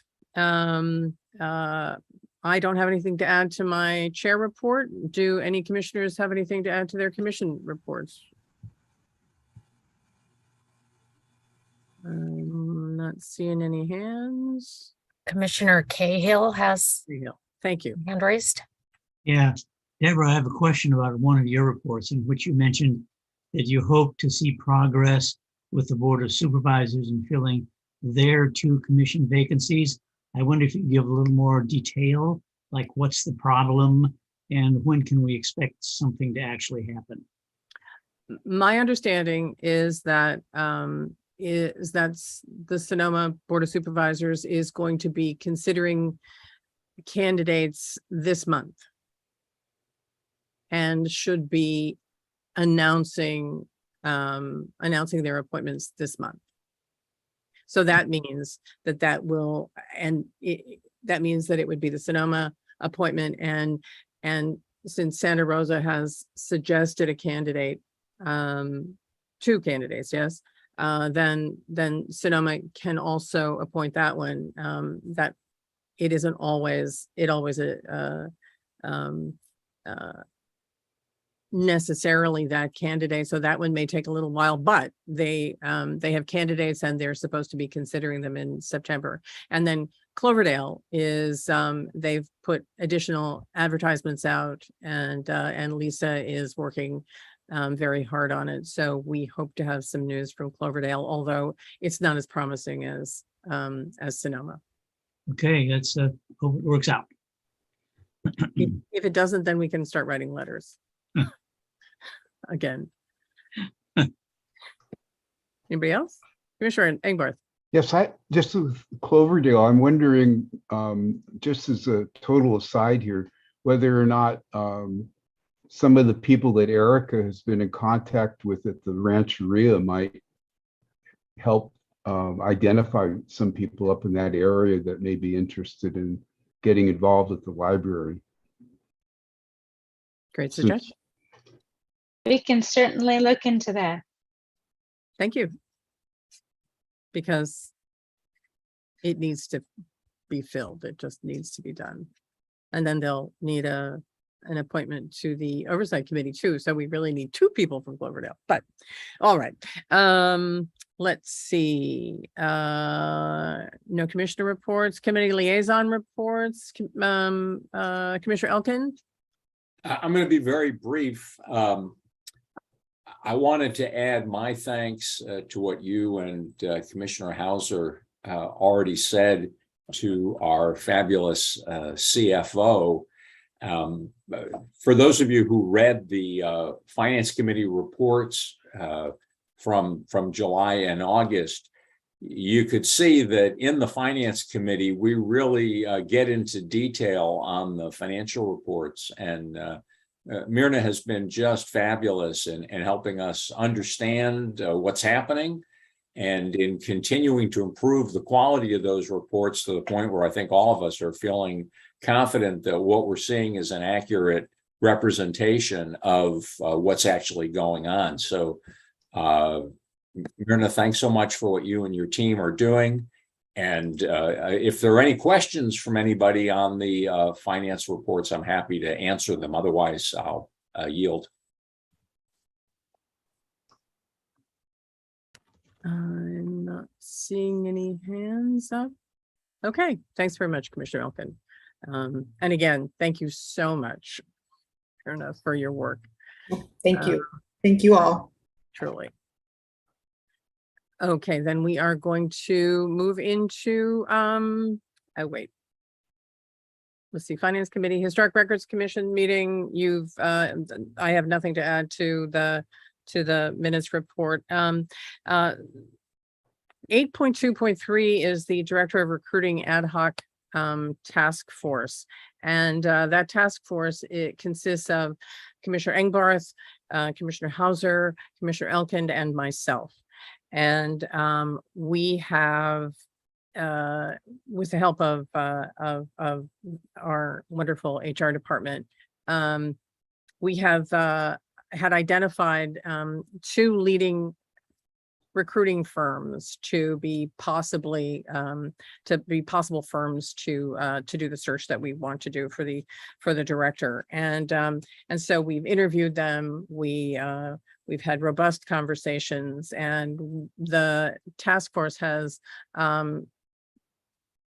even though we liked both of them, we've decided that we're going to go with one of them. And we've directed the staff to touch base with them and make an offer. And then when we hopefully get good news back from that firm, we will let you know. And the first thing that we will do with them is they will help us. We will work on writing a job description for the library director, and so that will involve the entire commission. It'll involve the firm, and so we'll let you know as quickly as that happens, and we hope it's going to happen very quickly. Questions? Great, thanks. Okay, next, Library Advisory Board appointments, and I believe Sebastopol is up first. Commissioner Engbarth. Yes, to save time, I'd like to just commend Lisa for the great editing job that she did and defer to that. We've got 3 great candidates. Actually, we've been getting a number of inquiries, and the lab is looking into expanding its membership to add additional youth members and community members. But the 3 people that are listed there, I think if reading their resumes or histories, you'll get a good feel for them. They're all very enthusiastic and can't wait to get started. Do you want to move to approve? I'll move to approve the, I'll second. All right, thank you. Any discussion, any comments? All right, then I'll call the roll. Commissioner Cahill, Yes. Commissioner Elkin, Yes. Commissioner Rainbart, yes. Commissioner Heavenridge, Yes. Commissioner Hauser, Yes. Commissioner McKenzie, Yes. Commissioner Parker. Yes. Okay, I'll make it unanimous. Thank you very much. The Sebastopol lab seems to be full. All right, moving on to Petaluma. Commissioner Heavenridge. Yes. So we were very lucky to get Ian Levy to be on the Petaluma lab. We had quite a few applications actually for this for our last position, and everybody was good, but he came in a little better just because he had a compelling story, and I'll just summarize what that is for brevity. He grew up by the Petaluma Library, spent a lot of his time there, and also he ended up going with his twin brother all the time. So they kind of grew up in the library, which was a great story. And he ended up getting into education and was part of the literacy program there at Petaluma years later, and was a tutor. And then he ended up now being a history instructor at Santa Rosa Junior College. So I move by resolution that the Sonoma County Library Commission appoint Ian Levy to an advisory position on the Petaluma Library Advisory Board for a term ending on June 30th, 2026. Do I have a second? I'll second. Thank you, Commissioner Elkin. Any discussion? All right, I see no hands. I'll take the vote. Commissioner Cahill, Yes. Commissioner Elkin, Yes. Commissioner Rainbart, Yes. I'm Commissioner sorry. Heaven. No. Yes. Commissioner Hauser, Yes. Commissioner McKenzie, Yes. Commissioner Parker. Yes. Can I add, his Sure. brother Kyle was an instructor of my daughters at their high school in Lafayette years ago. And we'd heard a lot about Petaluma through Dr. Livy and his stories in their classroom. So this will be a terrific ad. That's great. That's great. Thank you very much for that comment. Okay, then moving on to Healdsburg. Yes, thank you. And I need to apologize to the members of the commission. Margaret McPeak had submitted her biography, but the file was corrupted, and so we were not able to get it in time to the packet. So I'm just going to share some information about Margaret.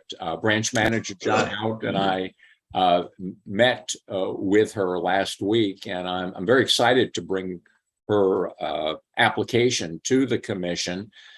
She was interested in serving on the lab because of a lifetime love of libraries as the child of immigrants, and then as a college and graduate student who was deeply involved in research. She made extensive use of libraries.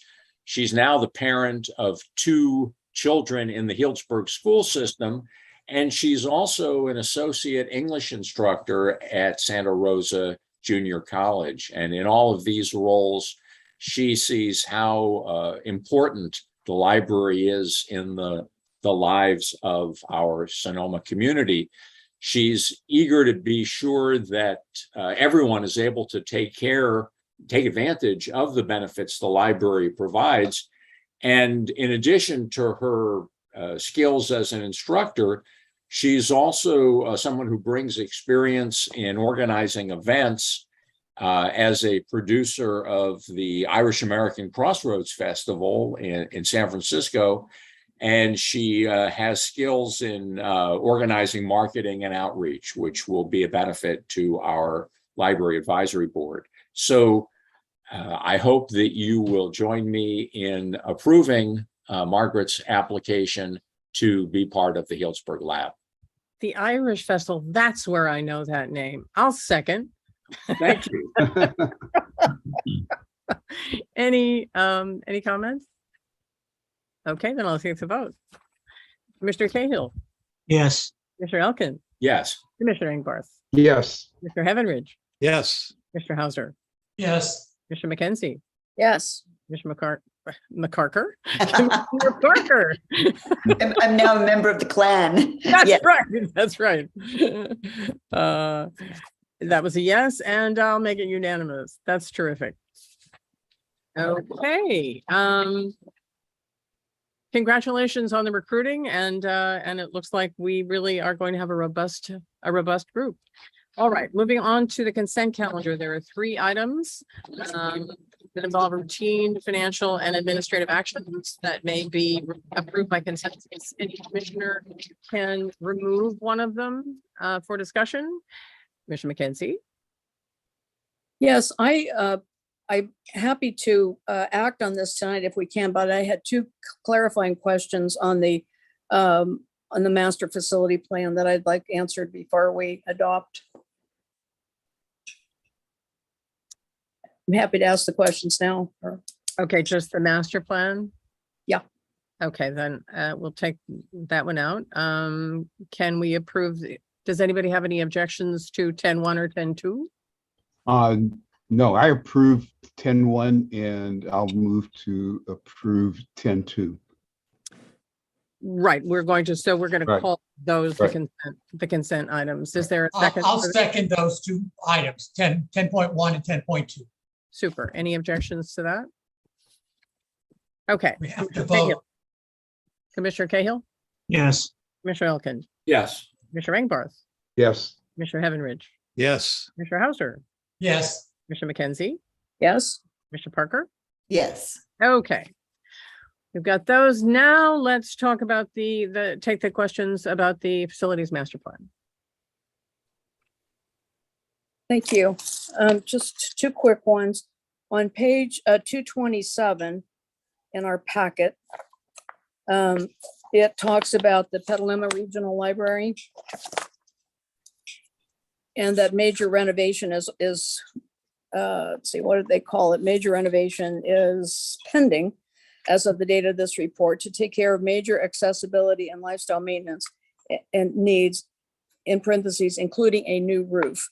And just for clarification purposes, I'm wondering, is the Sonoma County Library paying for the new roof for the Petaluma Library?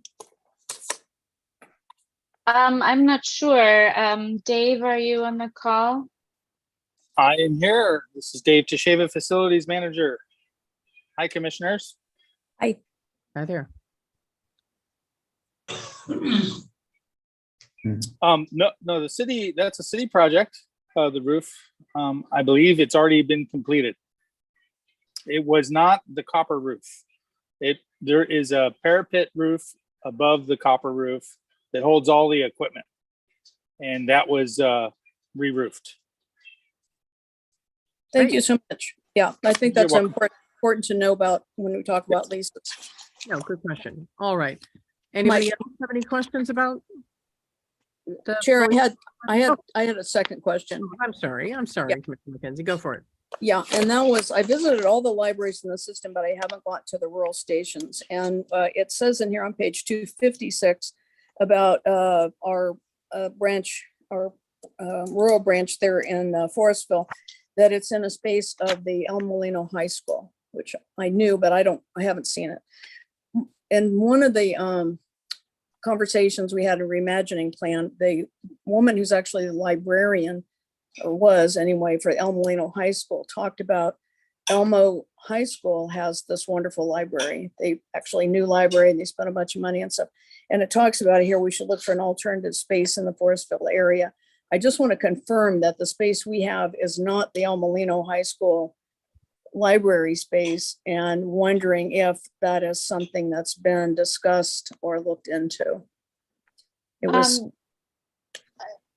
Yeah, so you are correct. It is not the library space. The library space is actually currently vacant. We were approached by the school to take over that space.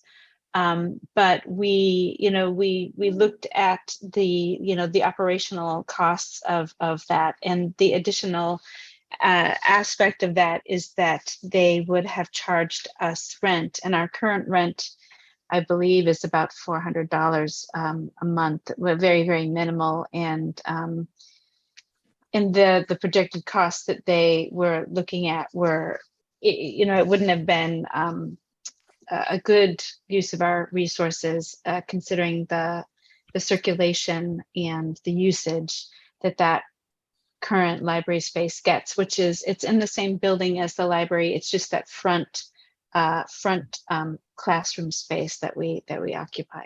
Mm-hmm. So it was just too expensive? We think that it would have been too expensive because the school would not be able to provide us with any staff equipment. So we would have basically had to have provided everything.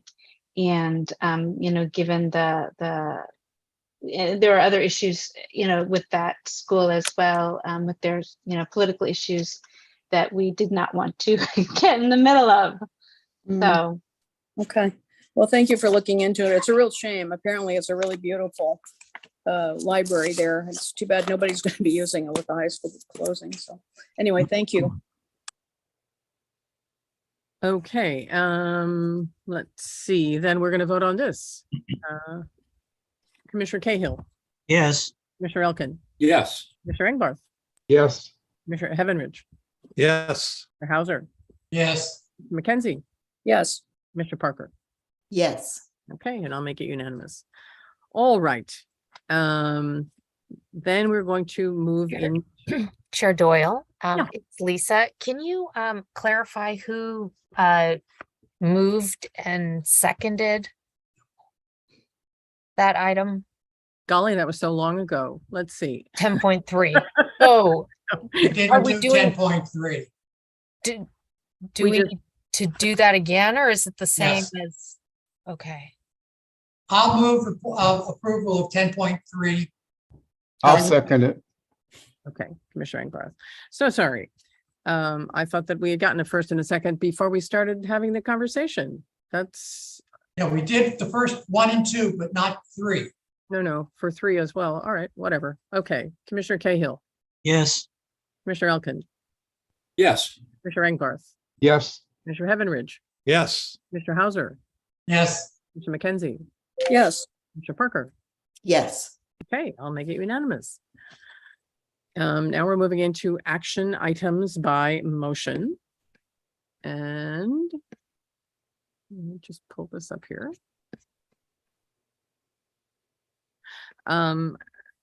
Ms. Lopez, do you want to walk us through what this reauthorization is going to be for? Or Commissioner Elkin, would you prefer to do that?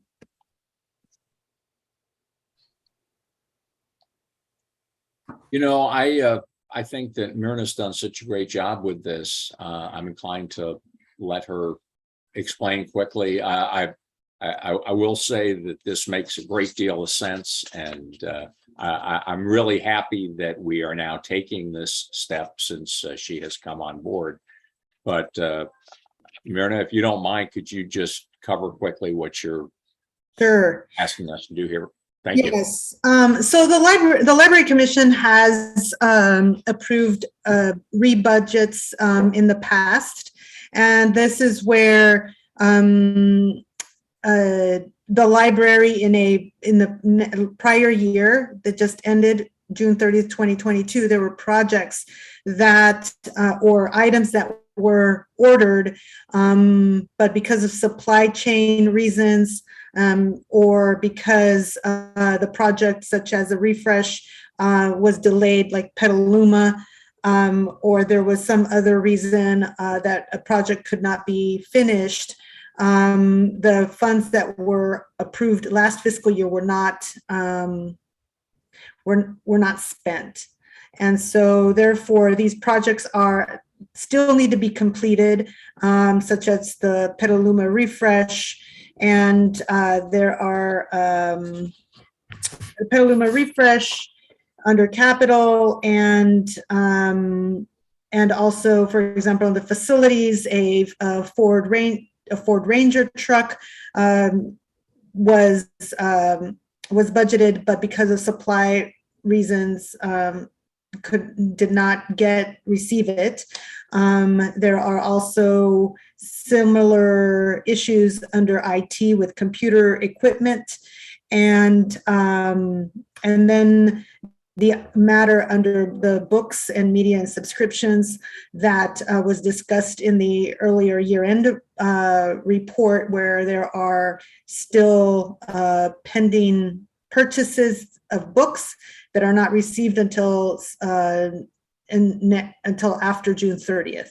Therefore, the library is requesting to rebudget a total of $596,522 from prior year into this year in order to meet its financial obligations and complete its projects that are listed in the report. And just a note, the finance committee talked about this, and it, we all think this is a great idea. So I'll go ahead and move to accept. I'll second. Any other comments from other commissioners? Okay. Seeing none, I'll take the vote. Commissioner Cahill. Yes. Commissioner Elkin. Yes. Commissioner Engbarth. Yes. Mr. Heavenridge. Yes. Mr. Hauser. Yes. Mr. McKenzie. Yes. Mr. Parker. Yes. Okay, I'll make it unanimous. Thank you very much. Moving forward. All right, 11.2 is a pretty simple matter. The recruiting for a senior library associate has been unsuccessful. So Human Resources is suggesting that we recruit a librarian one. Any questions about that? No. I move to accept. I'll Second. second. I think I had a Commissioner Heavenridge. I think I heard you second. Okay, any objections? Great. Commissioner Cahill. Yes. Commissioner Elkin. Yes. Commissioner Engbarth. Yes. Commissioner Heavenridge. Yes. Mr. Hauser. Yes. Mr. McKenzie. Yes. Mr. Parker. Yes. Okay, I will make it unanimous. Next, we come to the memo of understanding between the Sonoma County Library Foundation and the Sonoma County Library. What a wonderful thing. Now, Director Thibault, would you like to talk about this, or is Jeffrey going to talk about this, or? I can talk about it. This was a lot of work put in by the Library Foundation Board. Craig, our legal counsel, their legal counsel, lots of people were involved, and we're really happy that we've reached an agreement, and that this was done in time for us to launch our campaign. So. Indeed. Any questions from anyone? Oh, do I have a motion to approve? Sorry. I'll move it. Thank you. Second. Fabulous. Okay, that's Commissioner Cahill and Heavenridge. Any other comments? Commissioner McKenzie has her hand up. I'm sorry, Commissioner McKenzie, I didn't see you. Yeah, I'm sure that, this is past muster with everyone, but I just had a question under purpose, which is page 264, item 2 under the agreement.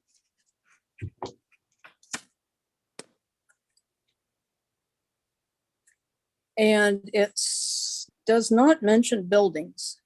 It talks about programs and services. And this is probably just broad enough language that it can include buildings, but I just wanted to ask about that for the record. I'm going to defer to Jeff Mitchell on that question.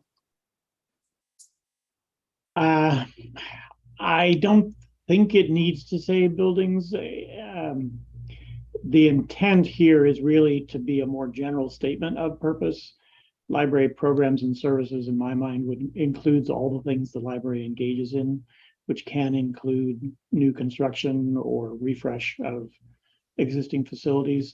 I wouldn't read this as intended as a limiting language. It's really just sort of a generic statement of the intent of the parties to cooperate on library programs. So Okay, Commissioner Hauser? I have a typo, I think, on page 265, line 2. On the second line there, a manner, the last 3 words, in a manner consistent with. I think it's supposed to be consistent, T-E-N-T. You know, I always like to leave one typo in so someone can find it. I you know, to a fellow. Maybe more here, than I one. say I enjoyed it. No, you're absolutely right. That should be consistent. Commissioner Ingbarth? I want to say that this is a really, really important thing. I'm excited that we got them going. These 2 things on the agenda tonight. We're working on a campaign, and it's going to, we're not, right now, we have 2 financial legs that we stand on. We have the property tax, and then we have the sales tax. Now we have the potential of a substantial gift donation receipts that can make a big, big difference in the future. And that's why when Craig says the 21st century library, I think it's very, very descriptive what this is entailed, is trying to conceive and do. Thank you. Thank you. Commissioner Ingbarth? Sure, I just have a couple of things. One is on the Barbara's question about adding building, and I understand, Jeff, your point about the language including building, but I'm wondering, just for the sake of the layperson who might be getting involved with the foundation or reading this, to distinguish it from the Measure Y language and make clear that the building is one of the distinguishing characteristics of the foundation, that it's, you know, that's one of its driving factors is to raise money that will be used for building, as opposed to what Measure Y does, which is raise it for, you know, some building work and some services. That's just a thought I thought I would explore. If the commission would like to add a word, we did spend a fair amount of time going over this in detail, so that's my only reluctance to adding. Yeah, I would. Yeah. But anybody else? Yeah, though I have a couple of other questions. One is on the privacy issue. In the MOU, it talks about the use of the library perhaps getting a system on tracking patrons and fundraisers and things like that. And I'm wondering how that's going to be reconciled with our privacy policy as it exists today of protecting the privacy of our library patrons. And if there's an intent to cross-share the material, whether it might be wise to add something to our library application and forms and descriptions about library membership that indicate that the material would be shared with the foundation for the purpose of fundraising. Speaking from my own Library Foundation experience, Library Foundation people are incredibly protective of their patrons, even, dare I say it, even more so than libraries are.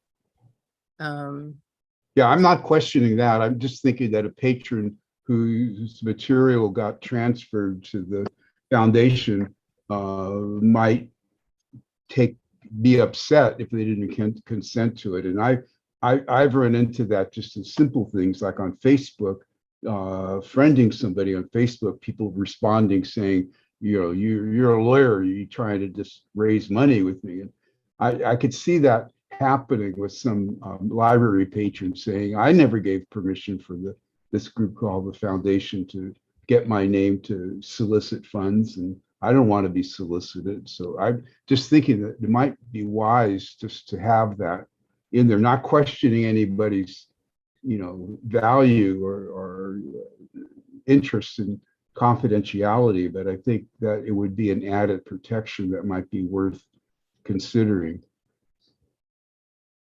I'd like to respond to that concept. My understanding and Craig should probably be the one to address this, because we're not using the list of library users. We're creating a list of library donors. And it's a separate list that would be private and that would not be a crossover. We're not going to be soliciting everybody who has a library card. And if Craig's still around, I think that might be a good question for him. Commissioner Hauser, thank you. That's absolute gospel in the foundation world. The only people that are going to be solicited are people in the foundation list that are there to be solicited. It's just verboten to solicit people with library cards or anything having to do with anything they would have signed up within the library system for. I wish I could say this in a more articulate way, but it just isn't done.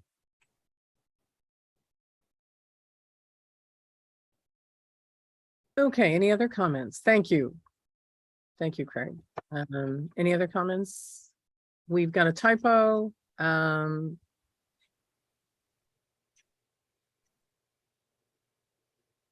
move we amend to correct the typo. I'll second. Thank you. All right, we're any comments on that? We're going to vote on the typo. While we're correcting typos, there's actually one other one, I'm sorry. All right. And that same, section 4C was the one that went through a lot of revisions. So there's a period before the parentheses applicable law. That period should not be there. All right. I missed it. Full disclosure, there were 2 typos. We all took that class that taught us how to leave typos in documents. That's right. That's right. All right. Commissioner Cahill. Yes. Commissioner Elkin. Yes. Commissioner Engbarth. Yes. Commissioner Heavenridge. Yes. Commissioner Hauser. Yes. Commissioner McKenzie. Yes. Commissioner Parker. Yes. Okay. And I approve also.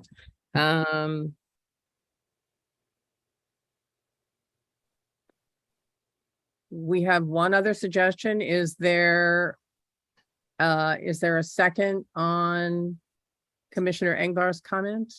Could we Could you clarify rephrase where it? that's going to appear, please, and what the proposal is? Yeah.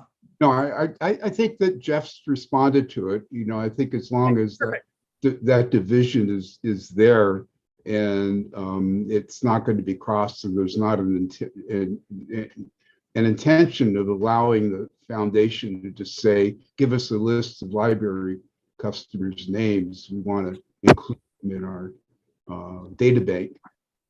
That's Fabulous. That's. Then can I have a motion to approve this MOU? I move it. I'll second. I think it's one more thing, which is the point Barbara raised. Oh, I'm sorry. Again, I'm going to ask, what's the specific request that's being made? I'm sorry, I don't see where we're talking about making a change. Barbara, you want to? Well, Jeff's a lawyer, so, if he feels like that's covered or not. To me, it's just, there's a difference between programs and services and buildings. And I just would feel more comfortable if buildings, was listed. Where? Under purpose two, as I said before, page 264, purpose number 2, and it says management and support of library programs and services. And as Commissioner Engbarth said, that's kind of the point of the Measure Y. But I just feel like the point of the foundation is it's all about the buildings, and it seems like it should be in there. But I will yield to greater minds than mine and the people that have been talking about this. So I'm happy to vote on this. I know we want to get it passed. Well, I'll make a motion to add that in the MOU. If we're going to do that, I want to talk about that before you use that. If you're going to use a word, I wouldn't use buildings, I would use facilities. I agree with that. I agree with what Tom is saying. Yeah, that's great. My Fine. suggestion. Well, that was going to be obviously, library facilities, programs, and services. Yeah. Yes. Yeah, that's great. In that order. And Jeff, you have been fighting You have been discussing this for Yeah. some time. I believe that this is broad enough, and I also do not believe that that the foundation thinks that they are in the business of building us buildings necessarily. So I think that I would not want the conversation with the foundation to go off the rails when this phrase can actually cover it.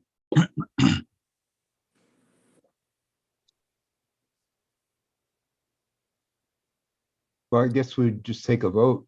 So have we had a motion? Did somebody move to add, Barbara, did you want to move? Yeah.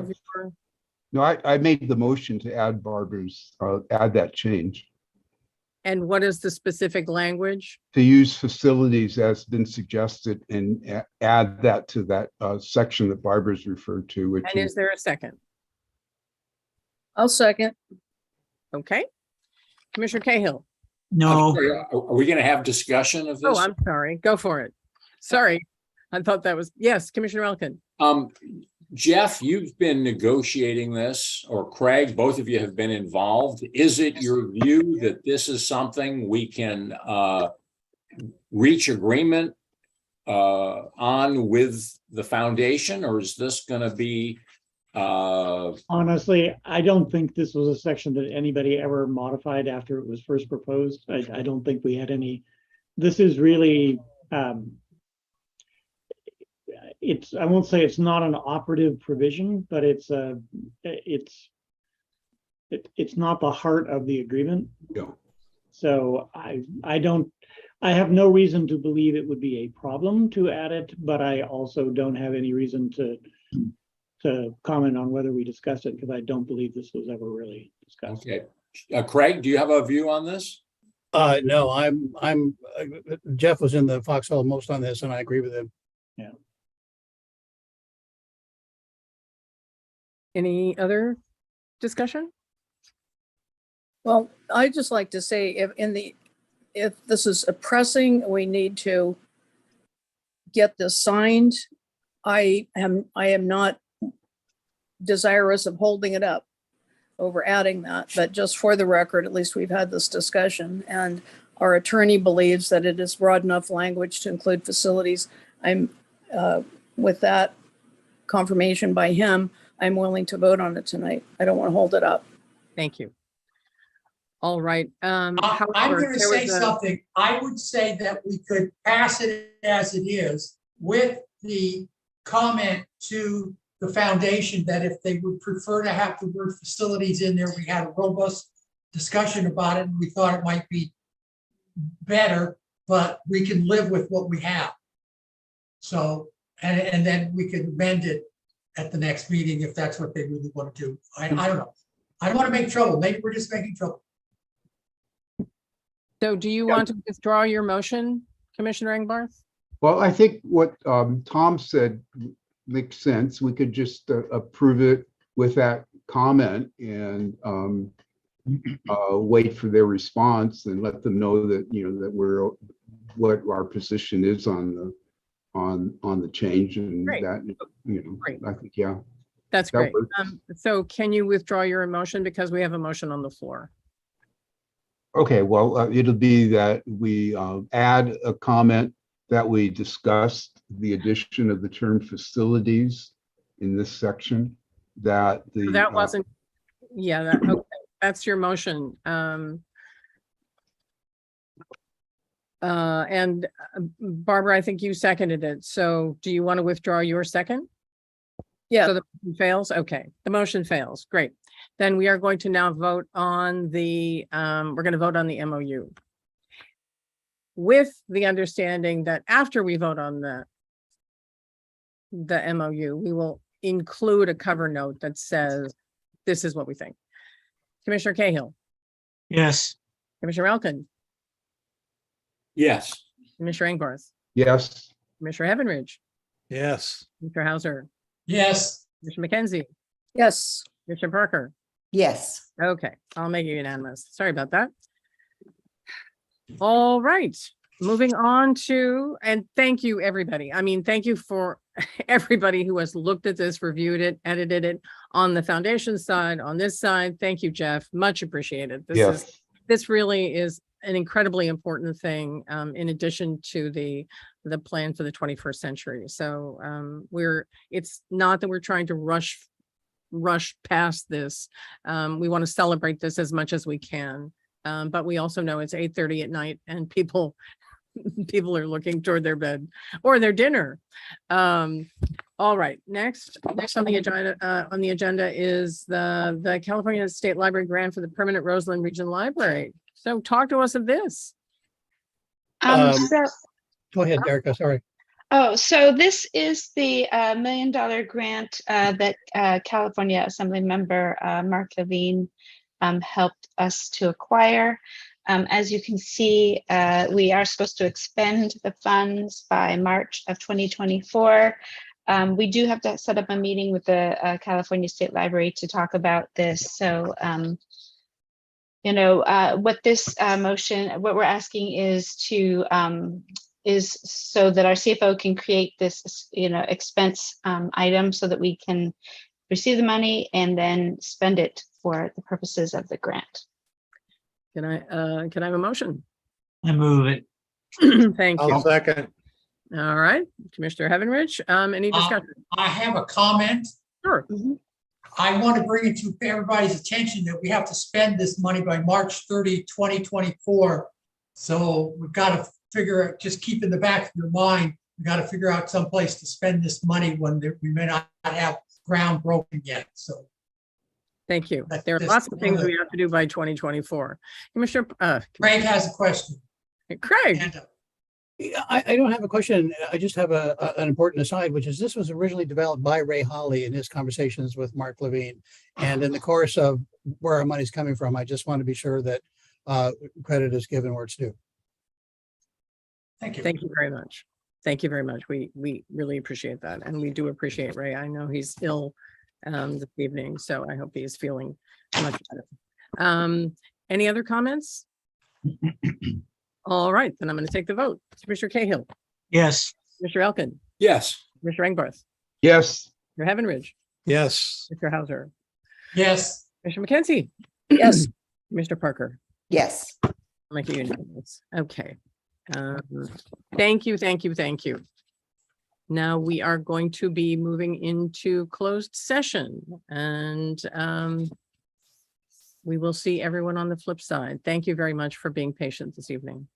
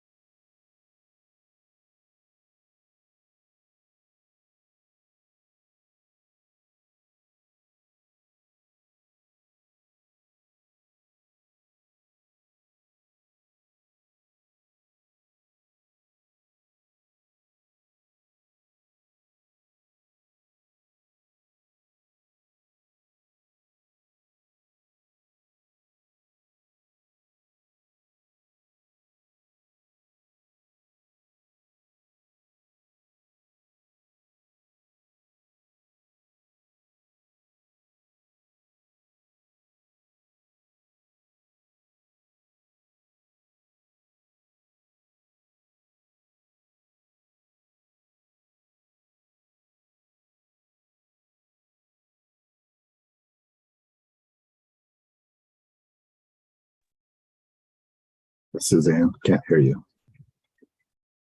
Just checking to see if if Ian is still in this room. He needs to be in the breakout room. Okay, I'll have him. Okay. Hi, Suzanne. How do I Yes. go to the breakout room? I usually Oh. get an invite. You're going to get one right now, and I think they're going to put me back in there too. Oh, just got it. Thank you. Okay. I think I'm going to get put in there too. Actually, Suzanne, you can add yourself back. Oh, okay. Thank you.